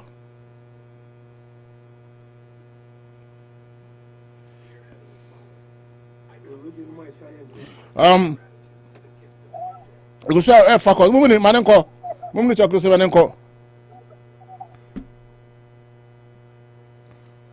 mumuni chakro se timen kama manenko Neba cho me to nka papa. Manenko. Otumfo nyankopɔ wonhyira me ni opo no nhyira woni ne yonkofo ni na dwuma yefo nyinara. Ahombobro musumo otumfo nyankopɔ de adom nkramofo adom wiase nyinara. Yefe no Ramadan Karim Ramadan Mubarak musumo we mu a yedi efuna to no tira komkene abompa yaso afro otumfo nyankopɔ no. Wonjina so fa na ahombobro nhyira me ni opo ene ne yere na busia ene wumi ni ande wa host program no otumfo nyankopɔ nhyira me no ma mo koro ye ni nkabomu ade be musuo ni san Anopa ni na wi ni na nwumbre ni na ahomache no otumfo nyankopɔ won pengu fama mu ni madwuma wura no ma mo nkoso no ma mo yedie no ma mo kwatentene a animonyam ne awie ye pa ewom otumfo nyankopɔ nje so amen enfama ye nidia enna busuru we ya ye wom yi na America vice president bahase ya wo kwa ko ka je wonsam la ilaha illallah otumfo nyankopɔ hu ne babo no otumfo nyankopɔ fa eja emi awie ye ntia na pampam enhye no ene anadwe ni nyina wo de baaye no enna mo ne mo kura na efisho otumfo nyankopɔ bo soro nya asase ye hu se odwan ba ma waru odwan ba ma ba ana krama ba ma sebi akoforo krama ba ma da na ye nipa de senia petromada bojema mboja die mo frisania obo ye hene a wan fa ko tya pampam obo ye ni a wan fa ko tya pampam kan zo ta ye wudi ye be yo no a wa boye sani suba ne seso no ye ko ware damba no ba ko ware oba la holo la quwwata illa billah otumfo nyankopon won wuni bobo na yoma kioma adaka munam pansi qur'ano wontimi yano na kobazo ko jiro otumfo nyankopon nim no wabuna tan ninia ya me wu ya bobo no sakra ya je na ya ndia tum na nka mo so honum na ya Ghana ade Islam sum ni Kristo sum no ya tie yonko ase yankopon kam ho no mbo mo ba assalamu alaikum memoni chokosi na hotel nkano memoni ya da siye pa ya gusu aya fa course no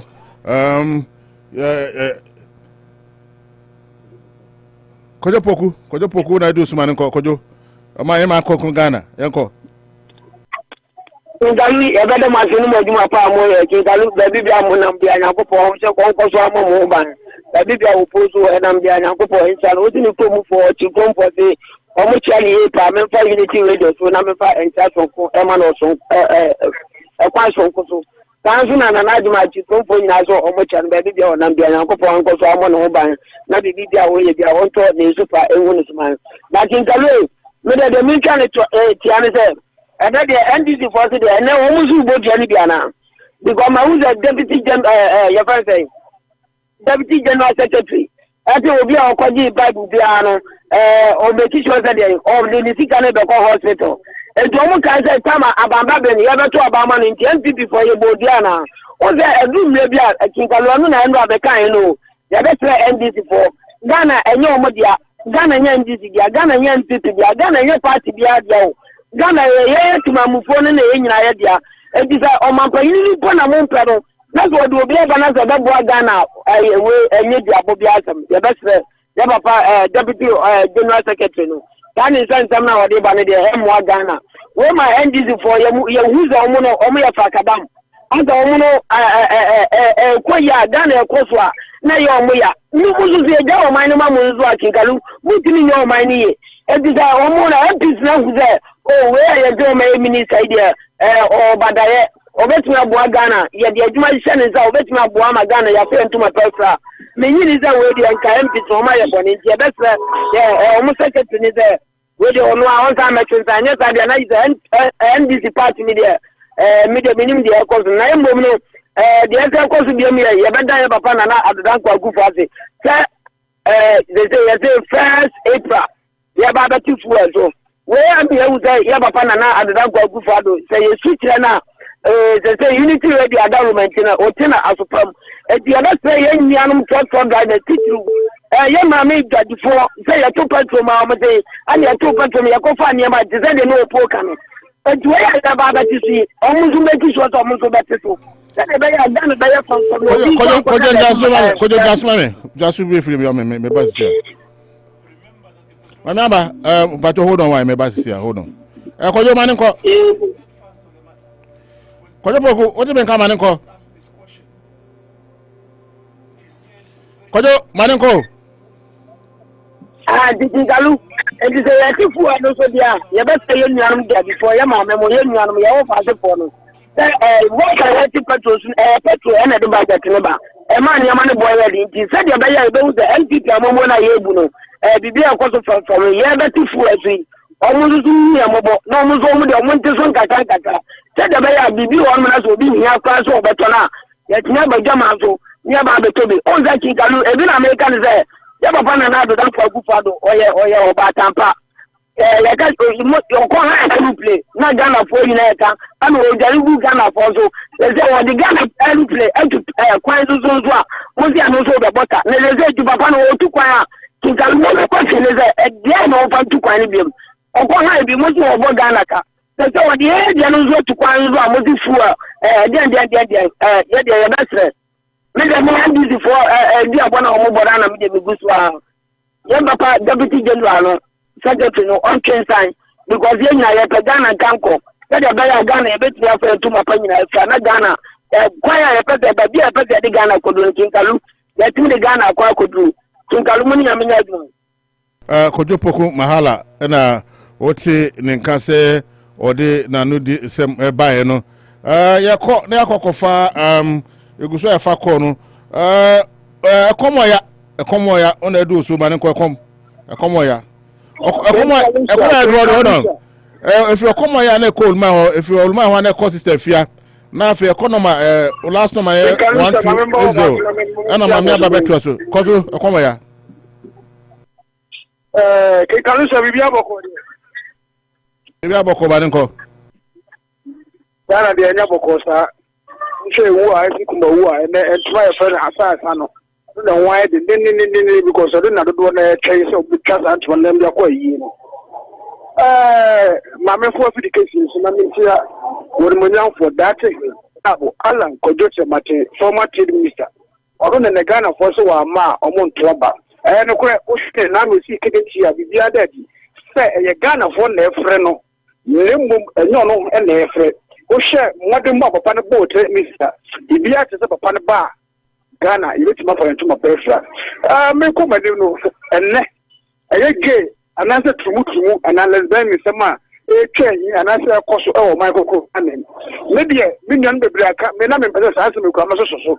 It sounds, may not one minute. I will see cathedral, I'm on Michael Ghana. Say, Uncle somewhere, and not about this area.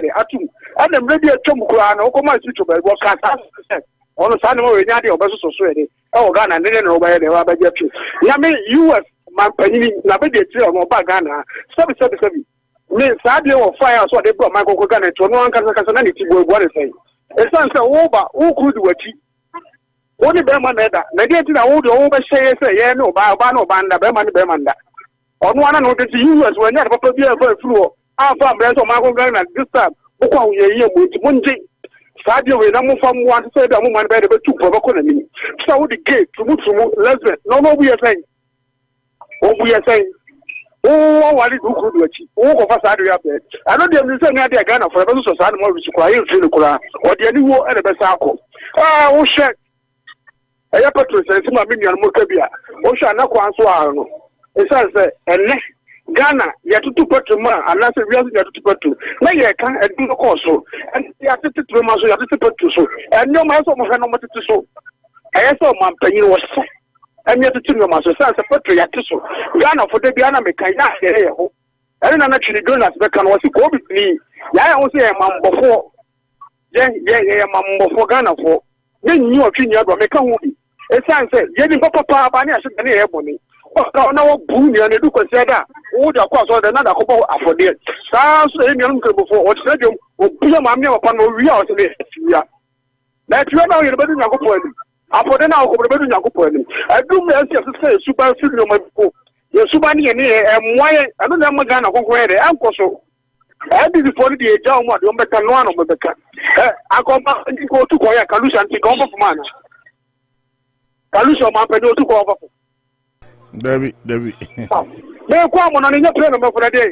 They go high play and we say, no, my Zika, I know Ocean, I know they have Chapter Fly, I know they go. This time, Ghana, none of a price out for the one. Wasn't that the Stands on the Biamica, and this is forming message. I can't throw any some Kumia, no matter Asa. And the Papa found of the Bragana for. Why not the Papa be found by Ghana? Do so, any apple, and I'm Bob Ghana for. Any other, you are trouble on my PP. Some ideas of how I don't think that this thing is 2025. Ghana, years from a penny, on a wall and could some matters of that. That's what Banama, you so Ghana before to my first.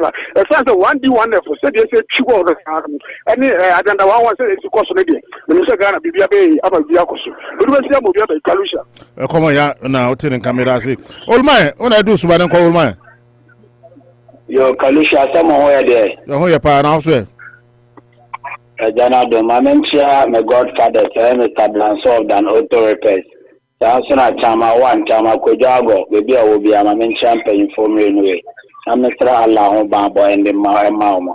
Many of Kojopoku Mahala near Komi, I have friend, almost a dear NDC by a ye buy a nursery, minimum in a free Kumase. Baby, I'm true challenge, a mamma of Fides to say. Would you move fry in a flash anti one child, MPP, a motor Abama or one dear, one tea almost Sudan, one child, my own Kumase. One child, dear Bacopa or Somboa, Wimpo or Mampain that I go for. One child, dear Somba for crying or Santa. Do be a casa, one to mention idea, Moye. Do be a me frame the sustainable. I can't just say endings in a Maya for a military hospital. Yama Asante, Yamamu Famina Hospital. Yamamu Sewia Hospital. Yamamu Tepa Hospital. Yamamu Asante Bakwache, a friend say, Joe Sukrum Hospital. Yamamu is the hospital, Kumu. I know you cry Yamamu a Gawatafo at Tawasia Tonsu. Yes, your jacket, your home with job, our Paul. Yes, some of them market. Stores Makumaku over 8,000 in Ojomo. A job can open a fire service station, open a police station, Ojomo. Open your school, Ojomo. Dear Germany, Mahama, yes, I get when I fell. I can't admire Nina. Your friend of Mutinatem, Nancy, I'm Musin Yamahama, and the Kajetia. Kajetia, a baby, Musi, a Komi Yamu Ferredo, and Mahama, who see Kajetia, Doctor, once near Fa, Rita, Baby Ambo, Mita Bakupen at the ball. Stop me 8,000 Mahama for Mita Bakubia Mosto. I don't know why Mahama Nere, Mukuya Musu Nere. Your throat challenge Mamma someone tried Yamaham and be Kaya Muntimina. Kalusha Waba Ghana and say, who do time and I say now what to say? UGM Hospital, University of Ghana Hospital, Mahama here, 620 bed hospital at the same. Bank of Ghana Hospital at the same. Which hospital was expanded over 400 beds and what the cow. Dear Namu Maya. And you know, I'm going to know what and I do 4 years. Now, Mustafa Bandi, as some of about MP's own kind of affair. One can was it. It's been sure when Yama Mahama Yana Santa Cra or more from Winsla Kufada and Satra. The Nadu and a Windim Yamoka. Then this minority and the Yaja life for Partner, you see a pen, Cambo, you see a pen, partner, take it to the same year, but not decision now, Musa Mobile, your Bayana, never warm. Yes, Yamo, the posterity, a major idea. Partner, I do call parliament. Partner, you will be asked to call parliament, how will you go? Who could do parliament and not partner, you with some of your leaders? It is a Uber leaders, not partners, who say, leaders in your president, some still, Mutu best sabotage leaders now, Bana. A Bilima General, a Jawa woman and Kupos and Yamino Mubedi. Partner, I don't call. Personal and the interest, as I have said. No, some selfish interest, and I don't want to we shall see, but I say. Man outside in Kano. Sister Fia, Fia Pre, court Nechipe, Una do Sumanoko. Yo,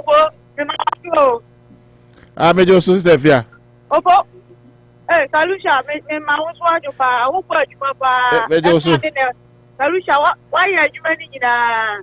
And I will find out members in Oma. I'm bow, Obukwajuma. Okay. Oh, Robert, and then it's the Ah, okay. Yeah, Janapa, and Obebo. My idea is Obebo, no more Chidom. I want to oppose to a child, no so much Chidom than the child. Opo na make us over than any question now. I see Opo or not here. When you put a buyer.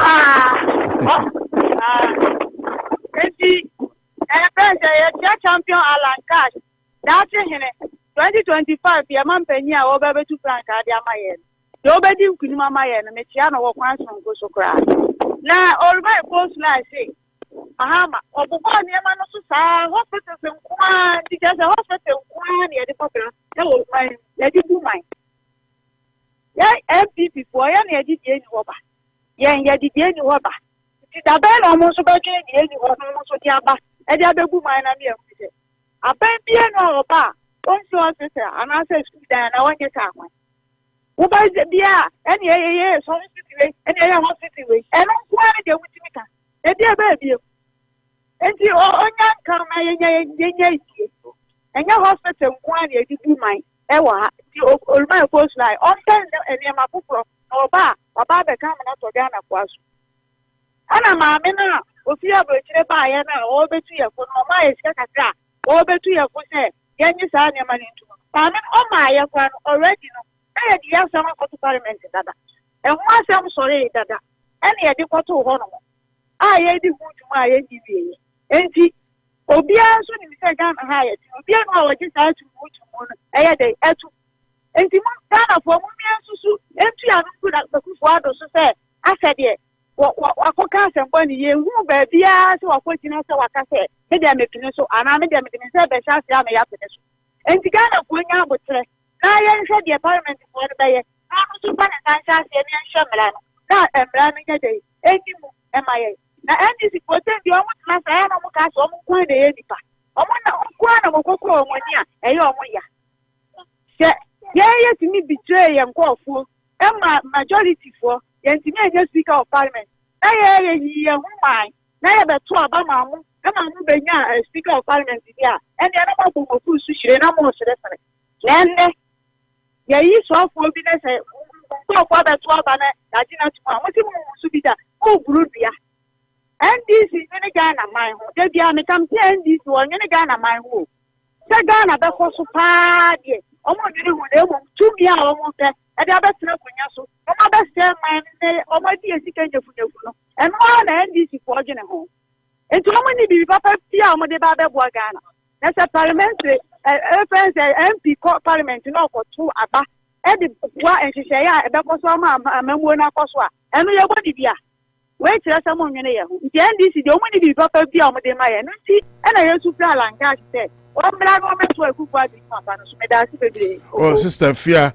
Or fear pre Suani coordinating pay and I'll tell the canon. But you want no man 1280 when I do some patch man in Kawai. I'm a Pacho Kikarisha with Patona. I'm a one make us say, never son the last and a cacra. You're a man of 1 man in Co. Kikarisha, I make sure about so now make sure you need to read that here for you now. Maybe open a channel will be on the channel, my chair, Manucho. So, Kalisha. I say maybe the NDC and Bongala to make some kura. Now, me kafa mamina of free US by ya over 3 or 4. Neno Kazan Katana King Kalusha, Yapana now done kwa Kufado. So you are foot to be a young to Papano for. Papa bra out and the country Ghana for say, Salas Nick Gates and Seminole, Linu Momun Nikaka, Intitin Kanto. Parliament, Father Muchum, na Asamfan Asamko, but the Panam Pia out and Bamba car, never Pan Onim Gubi, Pata Sembre of Kotna Al Jazeera, what is about to happen. You have a performer president before Eka said, Ghana from Nantuan and Tua. You have a palette president message say, or no Yajo Bejatum, and the Kadatu to your body do, and I said that to Mankandia Diaz. You have a John the money, Mamma said. You said this in your chili, in Camofo chili, Christopher chili. You have a pan and not drunk Akufa don't quad the minimum, what mean your boat and bam the car. And rather than I'm paying another Akufa and catch a mamma say, yes, I am your pet. You said this in chili, Camofo chili, Christopher chili. And this all time pay now catch a mamma. anya bia so da for the chiwana so police for the chiwana nti se mampanyini sasam we ya ababe to ho ya twum dawuro saa kwakoto parliament no mampanyini e fa na ntum bia no mampanyini onim hubi so akako dige fo sika yesra no onfo mu sika nkonkomo mu na Ghana die ayadia taisel sebio abo bema na abo bema kura no omo na abo ba ne abo ba entimi nkonkoda mani nyeye dase nyankopon ntina obo ba ma ye bo ba ma bema ndi se sa di tanto wa de fuwe na na dan kwa kufaro emba meka wasem na obetena si na tembia parliament na e chiko na e chiba na Ghana for kin dawo na nye solution papa bia emeka na ade no onim hubi ntanya nwanwa enya nwanwa tinkalusha nyakopon kamo that's it mami aba ma cho na do so na last call na fi yankofa news no Peace FM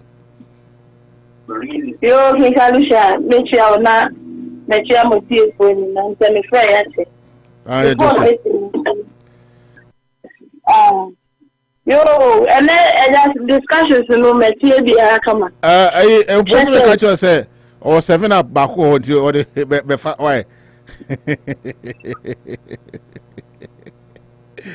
why open children na hot one but she won't do the mama me say that king mechi na mechi you radio phone na and then someone I think me the but first one here about MPs na omuko parliament omuko vote for new ministers no no abro no mpese omuboye ama say ni da ho which is because me dream one mentiafe for a very long time now everybody hama say they should cut down on government side, they should cut down on ministers, they should cut down on expenditure. Now you see Anna akwanya beda hose was mucha ministers so na makwa jisika na mudi bia kwaka ho na yet na mufona na mobo ya bro ana say they what are they trying to tell us? Well, to me, I say it doesn't make any the only thing I am made to understand is that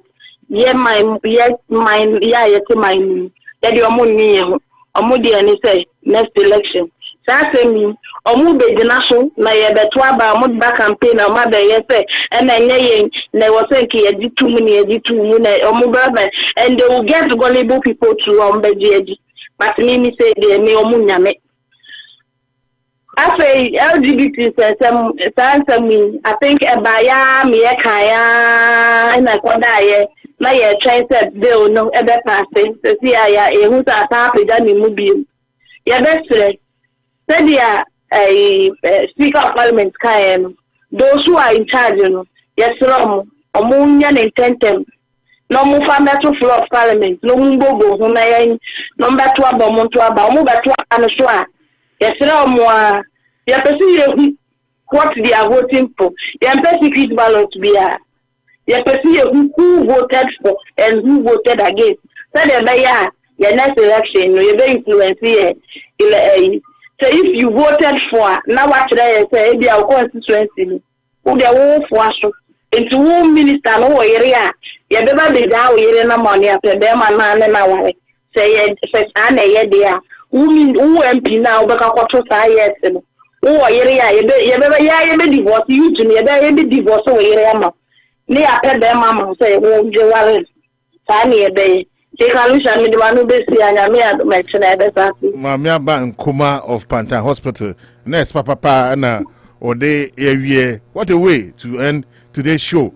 Mami call Facebook na men cooking kind messages about na feed sorry media so Rita Befi or say Rita Befi is watching you live and Isaac Mensa also poor please NDC screw up but you shouldn't put the blame or disappoint in only NDC. Both parties are full of MPP know that when Minister Stana Ado has appointed, definitely causing Ghana financial depletes. Why Nanado doesn't listen to, didn't listen to Ghanaians people and cut out the minutes, the numbers right away without voting. And also, as it mentioned, some of the abandon 2 p.m. and our best son of Asante Mampong.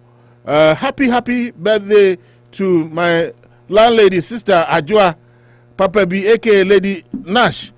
Hey Nash, of Chrono Krapa Kumasi. Lady Nash, enjoy your day. 2 p.m. Asante Mampong. Also a day, and also the Odebayenu. Koja Asempa Furniture West. Good evening to your listeners from Koja Asempa Furniture West. Dum Kumasi. Same way and the buyer and ne ka say and go for almost so I sing made media Anochi Chrome Restaurant, Asamas Trading, Dan Auto Repair, Dr. Kwabi Scientific Care, Go Coast Skating Services, Dream Africa Market, Kumasi Market, Anochi Trading, and Faith African Marketplace. Almost side Mekui and almost so I sing near Sakai Mubium say 31st of March at 870 Main Street. 870 Main Street. COVID and flu vaccine say Bosuo Koso na akoko wobia. Yebema 75 gift card. $75 gift card. And 31st in March in a band. But the subsequent is akoko wobia ma if you according there about $25. It what the first CD remember 75. Okwa obenya free government phones, tablets, any electric bill assistant, and obenya grocery. Grocery so Anochi Chrome as well as serve lunch. Oh na snap application so obetuma register COVID vaccination or computer so mesaka 870 Main Street na Jumedi no baso den now me fa konya we so Sandra of Sandy Bay we are obiano be chow and ewie ba bon komo na bibia tumi akọ nkan masa dan so na ewie ye chow bo abaso ojumedia oma ode bo ma Worcester and New England for yina no ekoso e chow Kofi Dixon and hey mama Gucci we bia obi na me chow yesa bibia ye kama and check ye beda ye ni na yakọ Peace FM na yakokofa Peace News no na de aba mafie number T na bibia tumi akoso ene me na me betra host no yesaka etiefo se miminde ebe new program baso miminde ebe new program baso MPP NDC of Massachusetts and now Worcester on beba miminda 4 p.m. to 6 p.m. Hot political debate and baso miminde kai time ni biem 4 p.m. to 6 p.m. And I mean that side media ebaso NDC 4 any MPP 4 eba na oma abade and obabaye na oma hwe kwan be fa so a ebetumi e de Ghana SBM enti Franco Bruno ene ninua podi so mean there be shine area 4 p.m. to 6 p.m. say your days up on the whole debated political show no the bro or cause of video so and media ni be see Medin Eddie King Kalusha, Ote Minia Noah Opoku Jemfi, I friend Mr. Jemfi, or say Opo National Pebble. Manicho Magandi Tachareta, Opo National Mamefano how, and Tenya Hanam Bedi now sono. Oh, that's Mamma Opo. Opening Pacho and Kancham Sami Simin Pebble. What's me a bomidino, I can say, aka my enchantro. I didn't tell him Popo National. Must a news. Manicho Tatarita Mimpo was a Biano, a chow, your tone catch it, Yammy and Tonka. I hope say Bibia come up.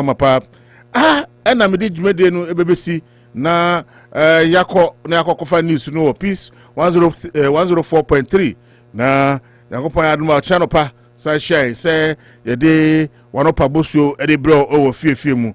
And I'm busy. If I'm Kalusha. Makramo, bye Anopa. The immediate part Chief Justice. She is the chairman of the Investing Council. So we expect that she would ensure that the law and order, respect for the courts, the sanctity of the court orders are respected. So I direct that the statement may refer to the Committee on Education to engage the university authorities to why they should not obey the instructions of the university. Ormonyamfo Joseph Osei Usu na shebedwa mu chiame abedi echira odi kan be kwa na shebedwa ni ena yetene nka no yada so wo na shebedwa mu na shebedwa ni owo Bunsa South ono na ye deputy ranking member Education Committee ewo mrashebedwe Ormonyamfo Dr. Clement Apak ena odi abetu dwase ene ye kase ye ka suku ahodo sika esese ye de koma aban suku ahodo yi a wombetimi de ayentoto ye aboa ama suku no atimi akọ nanimu a sika na ni nyina ntimi nkoduru ye eno ye afimpinu ne aduonu mienu de o chese sika na esese kọ no 60 million Ghana cedis na enso so afimpinu ne aduonu mienu no wo de 15 million Ghana cedis pe ene kọ ya aka 45 million Ghana cedis basis abrei won fa sika ne nkoye na wo ka kira ban se won fa Ministry of Education so na won fa na nibra so ntem so na won fa sika no aka no emfa nko se de be ya wo mo betimi aye entotoye e wo suku ahodo nim. The 2022 budget year, government allocated and we in Parliament approved an amount of 60 million Ghana cedis for capitation grant. As I speak to you, government owes capitation grants for the previous budget year at a whopping amount of 45 million Ghana cedis. What that says is that government was only able to remit 15 million. For the current year in question, the request was 61 million for capitation grant. Government only brought 11 million for us to approve. So ideally, government should be making available to the basic schools capitation grants in excess of 106 million Ghana cedis. Now what was switch level says sukuni bi wo ho a esa sika yi a wo mun san kan ye nti wo makọ bromosia e na wo de eye school ni ntoto ye na we no eni wu pa. Capitation grant scheme was instituted in 2005 and the purpose of this was to ensure that basic school was accessed free. The purpose of the capitation grant is to finance the administration and day-to-day needs of public basic schools. The grant is supposed to cover the maintenance of schools to be used to procure items like chalk, attendance registers, to fix broken doors and windows, and minor renovations in our public basic school system. But because government has failed to do the needful, many heads of basic schools have had to borrow monies to ensure that the schools run.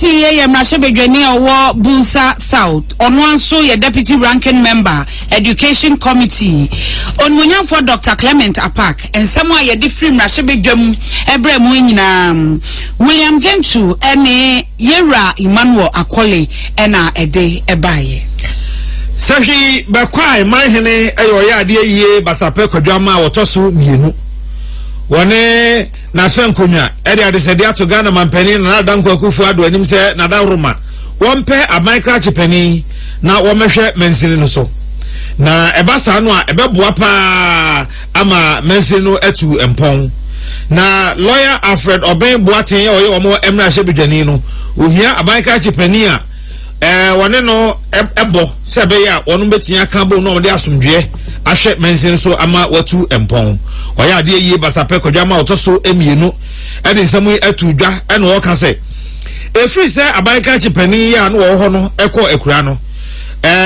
mantam no esoafo Ormonyamfo Richard Ba Oben efre Bia West kane abanka chipani John Kwa se womra mehwe akiri nanso enkamra mu pa no enye saa ena etie wo se efri se abanka chipani ya no hwe babie ni anwea so bekwa mensi no so Ormonyamfo Alfred Amwa uhia nkwanhye wo ya kitawonsa ana July bosome nda eto so dum yenu na ye da banada afi etwa mu ebesisi abre ya kasai wonu nyanya abanka chipani ogidi se abanka chipani omunni no akoatia wo mo pa mampuntu a esese enkasahwi babie ni anwea so bekwa mensi no wonsaka no wonsantumi nkai MC dada ne ka baby no MC position no abedao na the minimum say omafa ubia oye acting sisi a odi say dwuma no na anye bia no substantive MC no na yepe ewa ase na minimum say omampanyini ene apamfo ehwehwem na omoyi